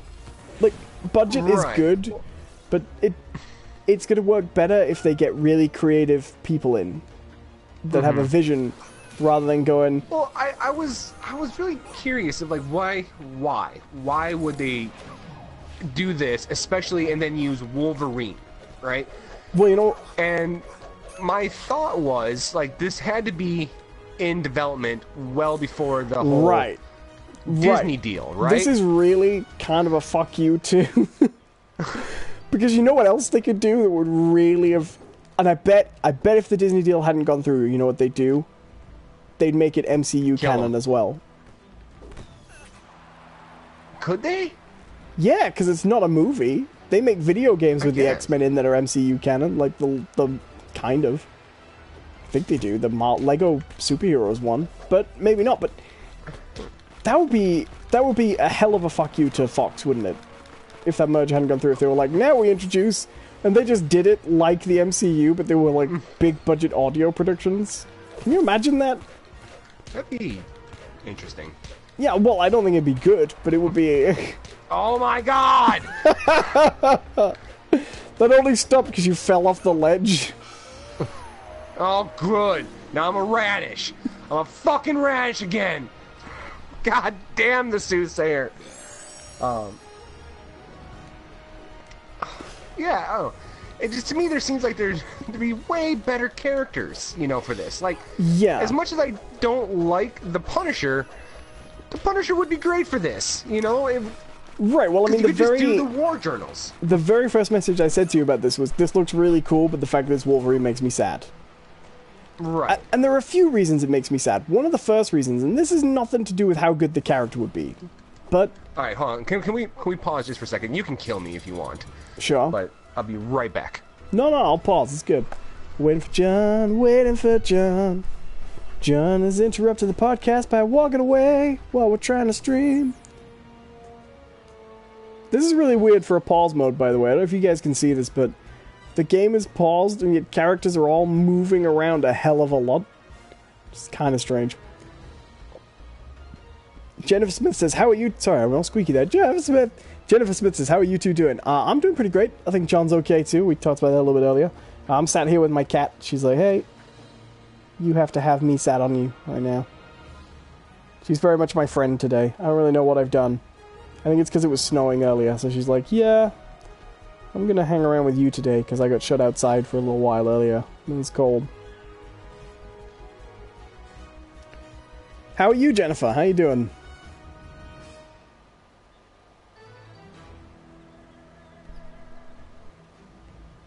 I'm coming! Good. And I'm back. So, have you seen this pause screen where all the characters move around, like, as much... Wait, did you just move during the...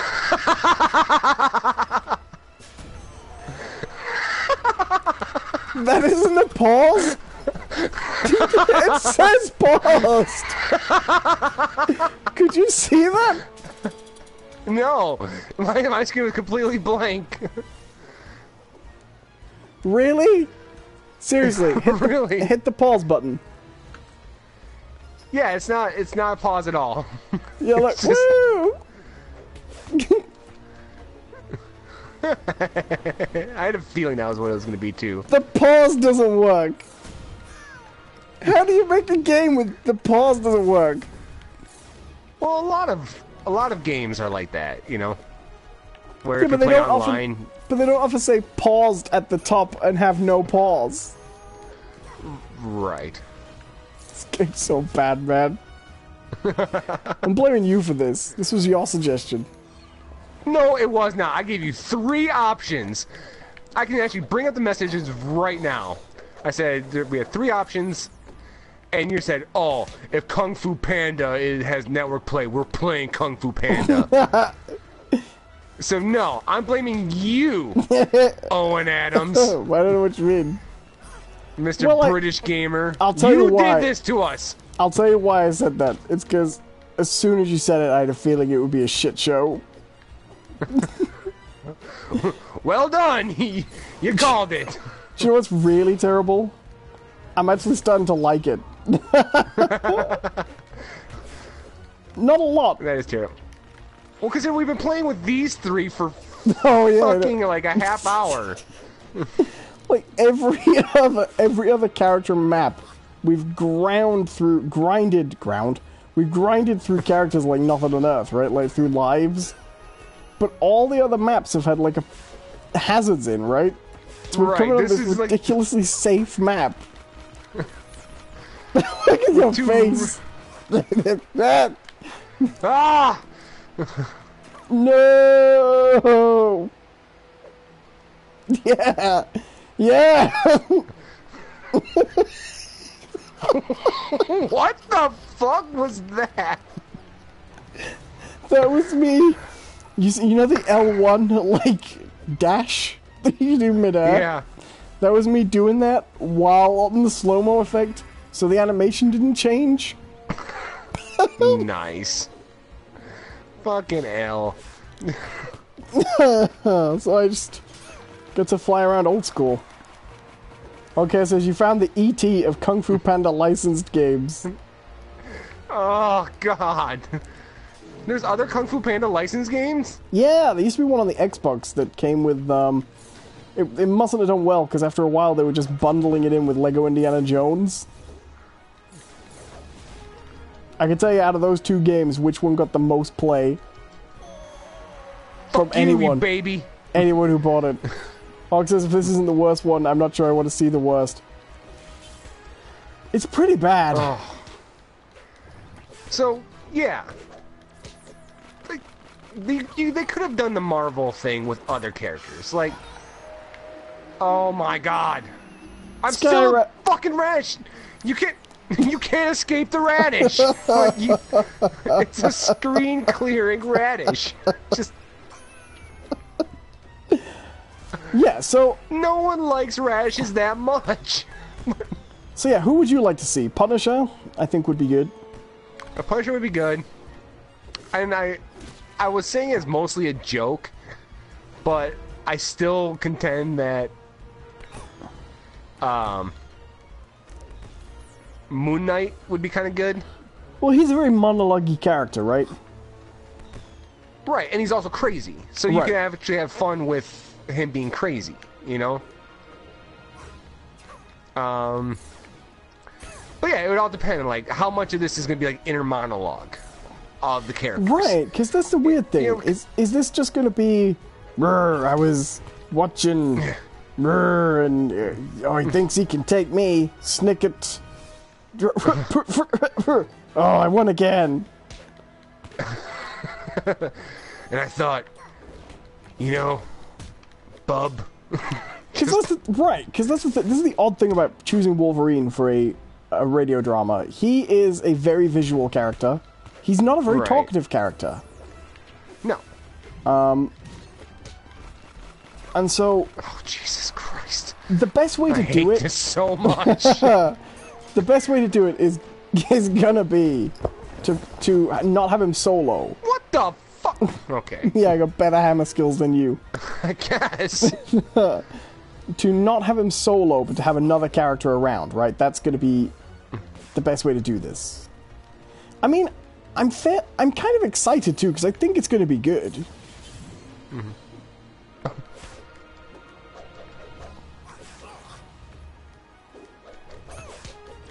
Oh my god, I hate it. I'm sorry, like, the fact how much I hate this right now is, like, really just killing my mind.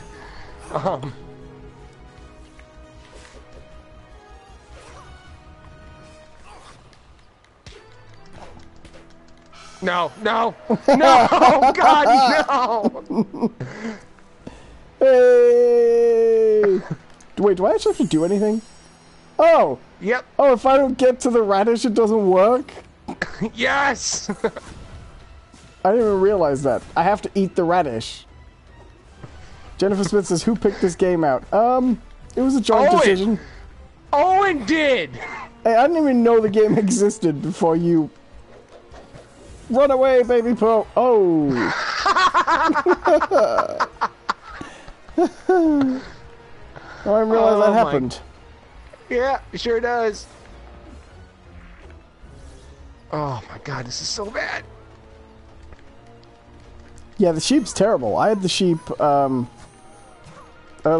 and I hated it. Oh my god, when he uses his block attack, he goes inside one of those little boxes, those little crates used to transport bears in. Mm-hmm. When I was a kid, there used to be a TV show on called, well, before I was a kid actually, called Izzy No-Ho. And it was about a panda that came from a box in China with the words rubbed off. It used to say, it was supposed to say, this side no hooks. but the words had rubbed off, so they called the panda Issy No-Ho. Oh. It's kind of weird. I guess. Yeah! Damn it. We have an even amount of lives as well, which means we're gonna go the maximum possible time a 10 life game can go. Well, not time, rounds. God damn your ice breath. Oh, yeah! God! Hey! Thank you! Thank you! No, I hope the podcasts are just like inner dialogue. That'd be great, you know? I really think that'd be great, because then you could just have other characters and just, you know, what are they thinking in these, you know? Like,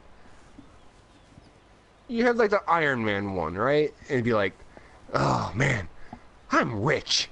Rich, I'm rich. Rich. Hey, look, I'm rich. I'm handsome. Hey, rich. You know, just be like, or, you know, Captain America. USA, America's the best. You know, it'd be fucking great. Like, that's what I hope this is. You know, and if they just did that, like Pokemon, do you know what I mean? They can only say that name. I'm going to invite you. Are we going to do another round? Let's go. I sent you the invite. Shall we do 10 lives? Yeah, that's fine, but we can't pick those characters. And we'll make sure we're not on that map. Okay, I'll do, Poe. I was pretty good with Poe. Oh, fine. But it's like, okay, so I think Moon Knight would actually be pretty good, because you could have some fun with him being crazy. You can even make it spooky, you know, where it's like, just during the whole time you just have like weird voices in the background. You know, I think would make it really Where nice, like, because that title, The Long Night. Do they still do that thing? I haven't kept up with X-Men in a while, but do they still do that thing where Sabretooth tracks Logan down on his birthday? Is that still a thing? They probably haven't done a story like that in a while, right? No, nope. I imagine it's going to be something like that, right? Where it's like, one night, 5 characters are trying to kill him, you know, that sort of thing. Right? Because I always just liked by the that. name alone. Yeah. That is basically the premise to Batman Arkham Origins, though. Yeah, but that's been done before Arkham Origins, too. No, it hasn't. Shut up. Batman sucks. Those games are really good. You'd like them. Yeah! I did this on purpose. I'm not gonna lie. I knew he did this.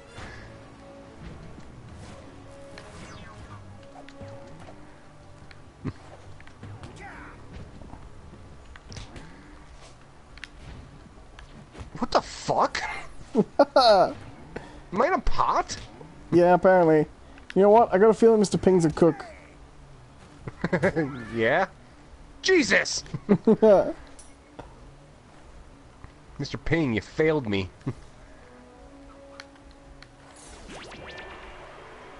Damn it! I would have laughed it would have hit you.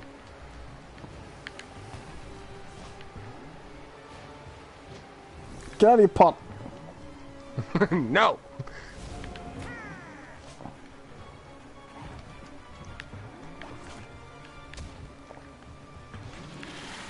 Whoa! Soup! What? This game's so dumb. I love how he runs. I can't catch me. Like, do we now need to watch?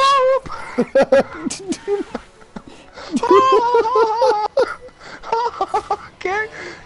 Yeah. Do we now? Soup.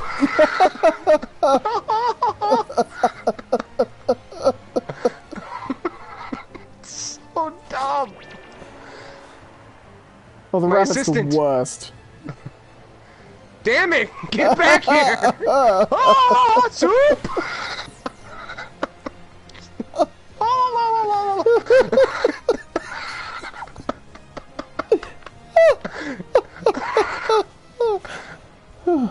I can barely fly too. Whee! Look at me flying!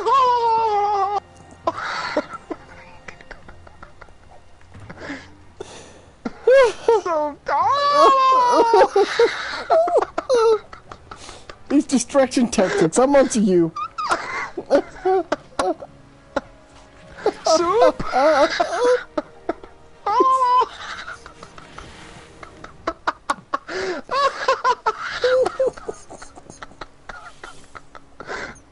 Golden chicken! Pot! Oh, hold on. I didn't realize you could do that. Where am I? Here I am! Oh!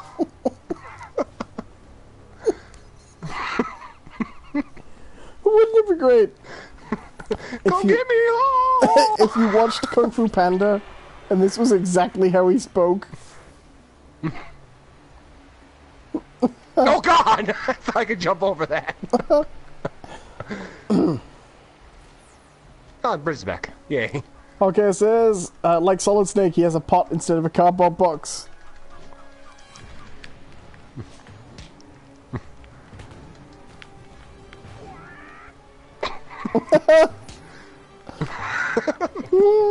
This is so stupid. Jennifer Smith says, there's something wrong with this game. It's so dumb. Oh, look at look at this stupid shit. Look what I can do. Ah.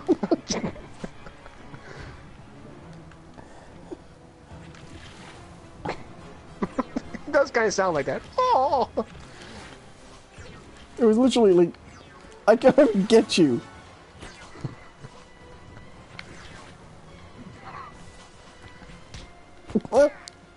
Yay! Something happened.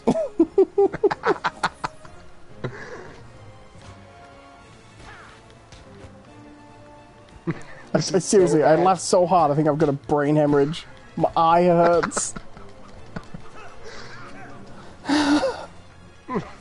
Don't do that to me, John. There's only so much comedy I can take.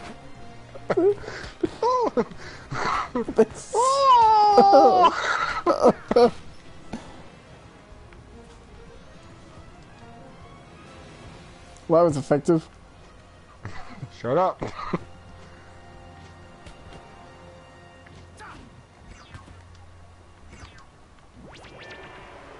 Oh no. No, Rabbit, no! No! That was horrifying.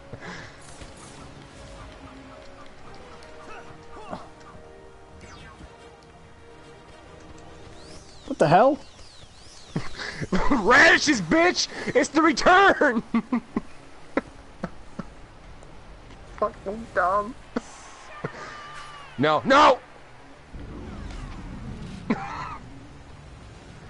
That's so OP. Just saying. They're all pretty OP. Oh, that's right. That's how that works.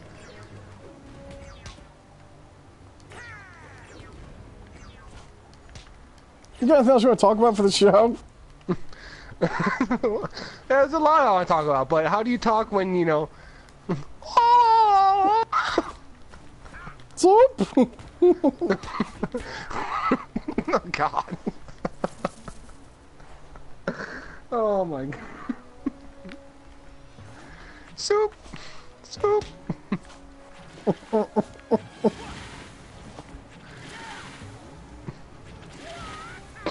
I don't ever want to watch Kung Fu Panda and find out that's not all Mr. Ping does. Oh, it's a crossbow! Oh, God! Doesn't fire like one.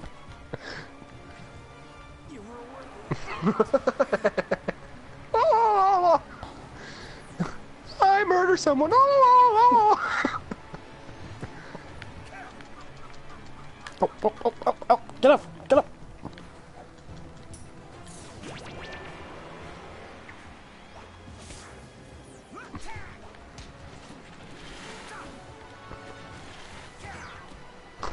God damn it.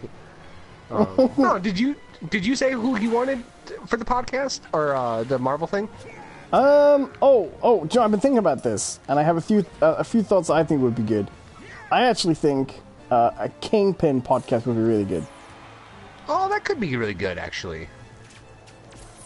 Whoa, whoa, whoa, whoa, whoa, oh, oh. But as for a traditional superhero, I think you need someone who isn't necessarily very visual, you know? So I think, like, Professor Xavier, if you're going with X-Men, would work really well. Oh, lame. Sorry. What?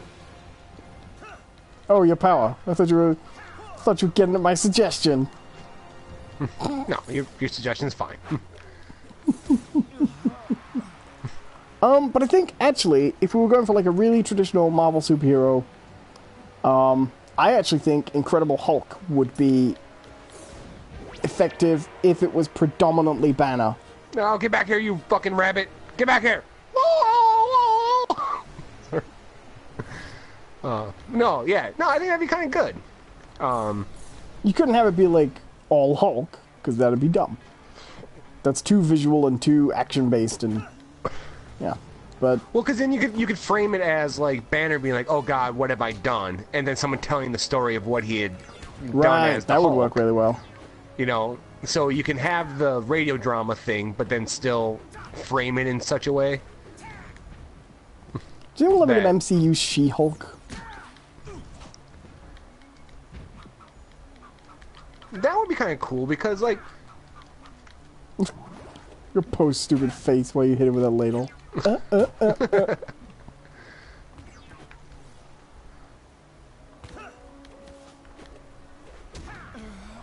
Bitch. Oh!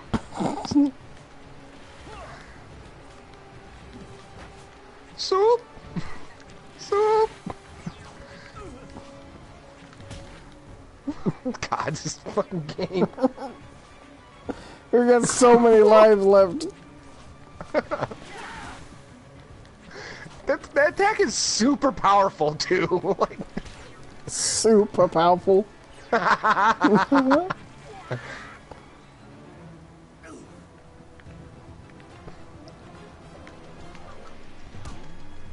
Jesus.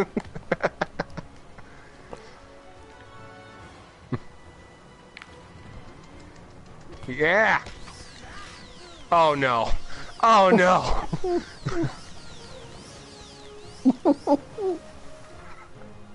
Oh good, I am over something.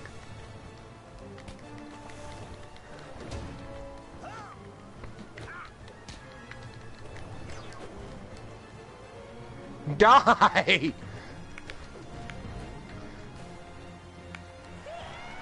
No, no.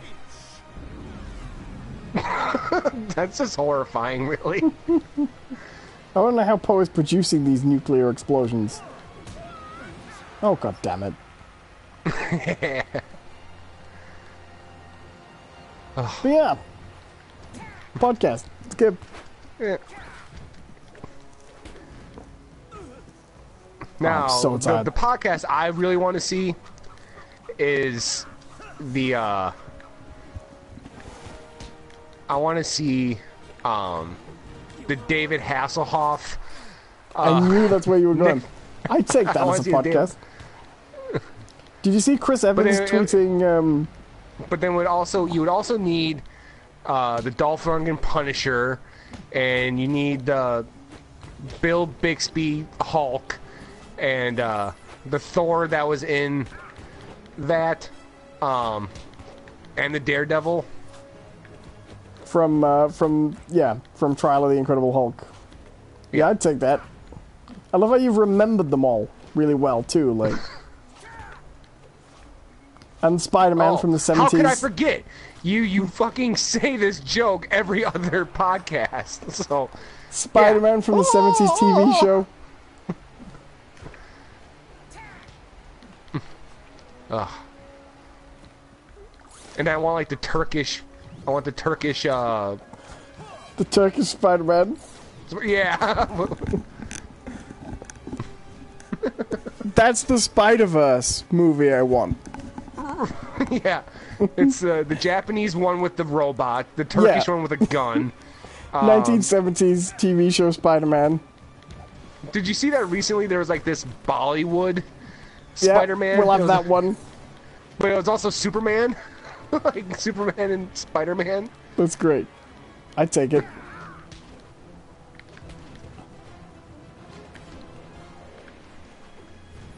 Oh! Damn you.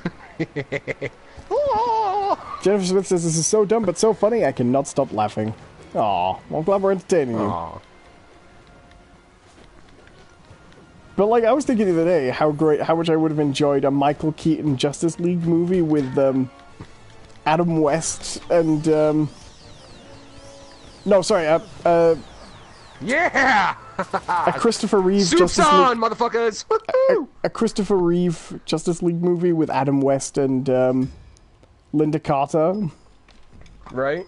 That'd have been great, right? Yeah. Alright, I can't do this game anymore. Nah. I just can't. Alright. We're gonna be wrapping up here, but hope you guys enjoyed this, because it was really fucking terrible to sit through and play. Yeah, well, there was, like, as fun as the show has been making fun of this game, not an ounce of fun in this game. Mm-mm. Not a fraction. No. Like, I'm terrible at Smash Brothers, but Smash Brothers is better than this.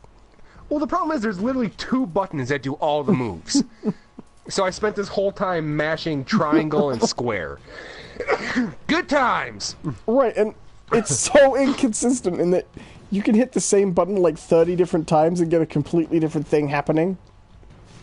And then you have like characters like the Soothsayer, who is supposed to be like this super technical character, has all these weird, like, he's the pro level character of Kung Fu Panda Showdown of Legendary Legends. But, DreamWorks Kung Fu Panda Showdown of Legendary Legends. The pro level character. Yeah, he's the pro level character. Down in the there's still 2 tournaments. buttons! There's only 2 buttons, people! Down in the tournament halls. They've put away Smash Brothers Melee and Street Fighter 2, and they're all about DreamWorks Kung Fu Panda. Glad you said bye to you, Owen. See you later, Jennifer. Thanks for watching. Okay, says, would they do a bongo session with Hayes over the set, Owen? I don't know what that was in reference to. Yeah, I'm a little confused about that one, buddy. I'm trying to remember. It's just... I cannot remember. But this game's bad. It's really bad, everyone. Is this the worst PlayStation Plus game we've had in a while? Maybe. Oh, the Adam West Batman. Oh, yes. I'd yes. take that. Mm-hmm. Yeah, I want a scene where it's just Wonder Woman doing the Wonder Woman spin, just Wonder Woman, while Adam West is doing the Bat Tootsie. And in the background, Chris Reeve is just flicking peanuts at bottles. Yeah. You know, like, that's what I want to see. I've said it plenty of times before, but I mean this in total seriousness. I would still love to see Tim Burton and Michael Keaton given the chance to make The Dark Knight Returns. Another Batman. Yeah. You know what? I'm not a huge... Like, I don't have the same love of those Batman movies as everyone else does. But I'd like to see that, too. Just to see what they would do. But he would never cast Michael Keaton anymore. He would cast Johnny Depp. Because Johnny Depp is in all of fucking Tim Burton's movies these days. It'd be so good, though. It's not. It wouldn't be... No, I mean, it would be such a good movie. No, I agree. I think Batman Returns is better than Batman, because it's better as a Tim Burton movie. Mm-hmm. Whereas Batman's not a very good Batman movie, but it is a decent Tim Burton movie. Batman Returns is a terrible Batman movie, but a really good Tim Burton movie, I think. My favorite part of my favorite part of Batman Returns is when Batman flat out murders a guy with the bomb. Yeah, he just shoves a stick of dynamite down someone's pants and throws him away. It's like, he's dead. You are gonna die. He's gonna have entire lower half of his body just blown away. He's gonna... Right. It's gonna look like a fucking Mortal Kombat fatality where he's just crawling away like one half, just trying to put his intestines back in. And later on, when Catwoman's gonna kill Christopher Walken with the gun, he's like, "It's not our way." Oh, right. It's not our way. Sure, 1 second.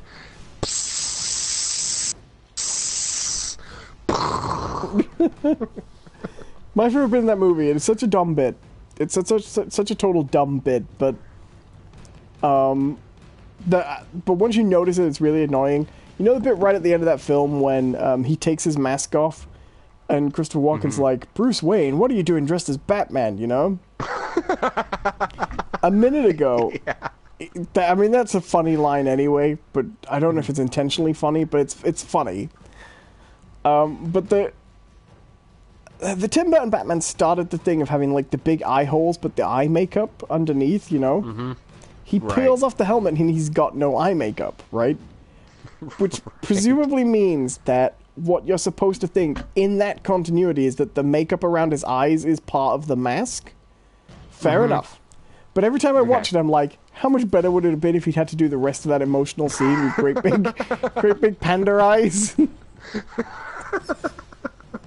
Looking like an emo kid. Right. Wouldn't that have been amazing? Just takes off his mask. Have you ever heard of AFI? They're fucking great. If that had been 30 the Seconds to ending, Mars. Love them. I would have loved that. That would have made my day if he'd had to do the rest of the emotional scene like that. Oh, shine down, Greg. Staring down the barrel of a 45. And Christopher Walken just like, what's going on here? I have emotions. You want to get nuts? I wrote some poetry. Let's get nuts. Want to hear some poetry I wrote? Bat. Black bat. Man. Well, we watched the Lego Batman movie, but it's really worth going back and watching the Lego movie, because he's in that movie as well, that version of Batman, and he has his own album, and the song he's put out is "Darkness, No Parents."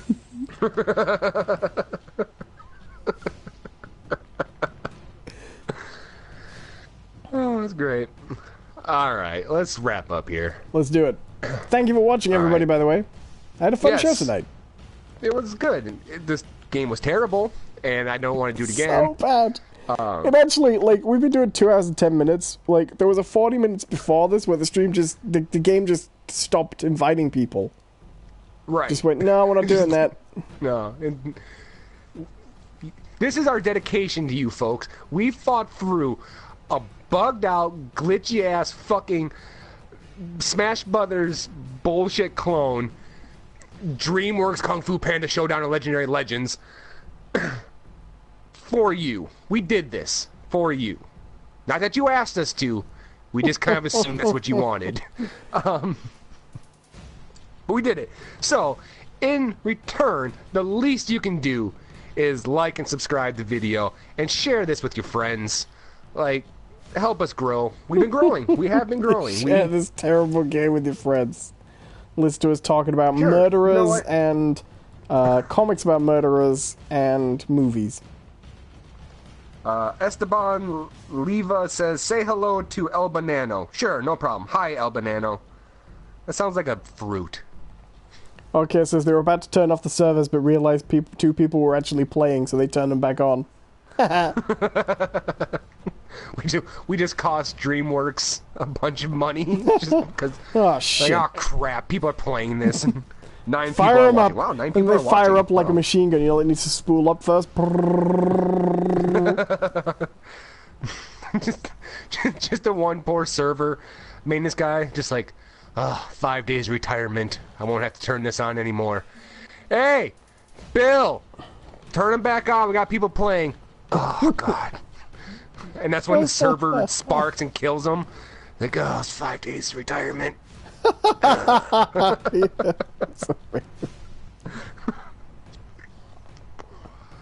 Oh man. Presumably accurate. Yeah. All right. So yes, thank you all for watching. Please like and subscribe. The channel is growing. Just check that thing. We're at like 128 subs. So in the last month, we gained just about 20 subs. So that's pretty cool. Thank you. Awesome. We really appreciate that. We want to keep going. We got more stuff on the horizon, but we need you guys and we need the subscribers to do it. But until next time, I've been one of your hosts, Jonathan Cadotte, and with me as always been Owen Adams. Where can they find you, man? Go to my YouTube channel at youtube.com/Owen Adams. Awesome. And you can find me on my personal blog, which is johncperson.wordpress.com, or you can follow me on Twitter, which is @JohnCPerson. Yes. Have a good one. Bye-bye.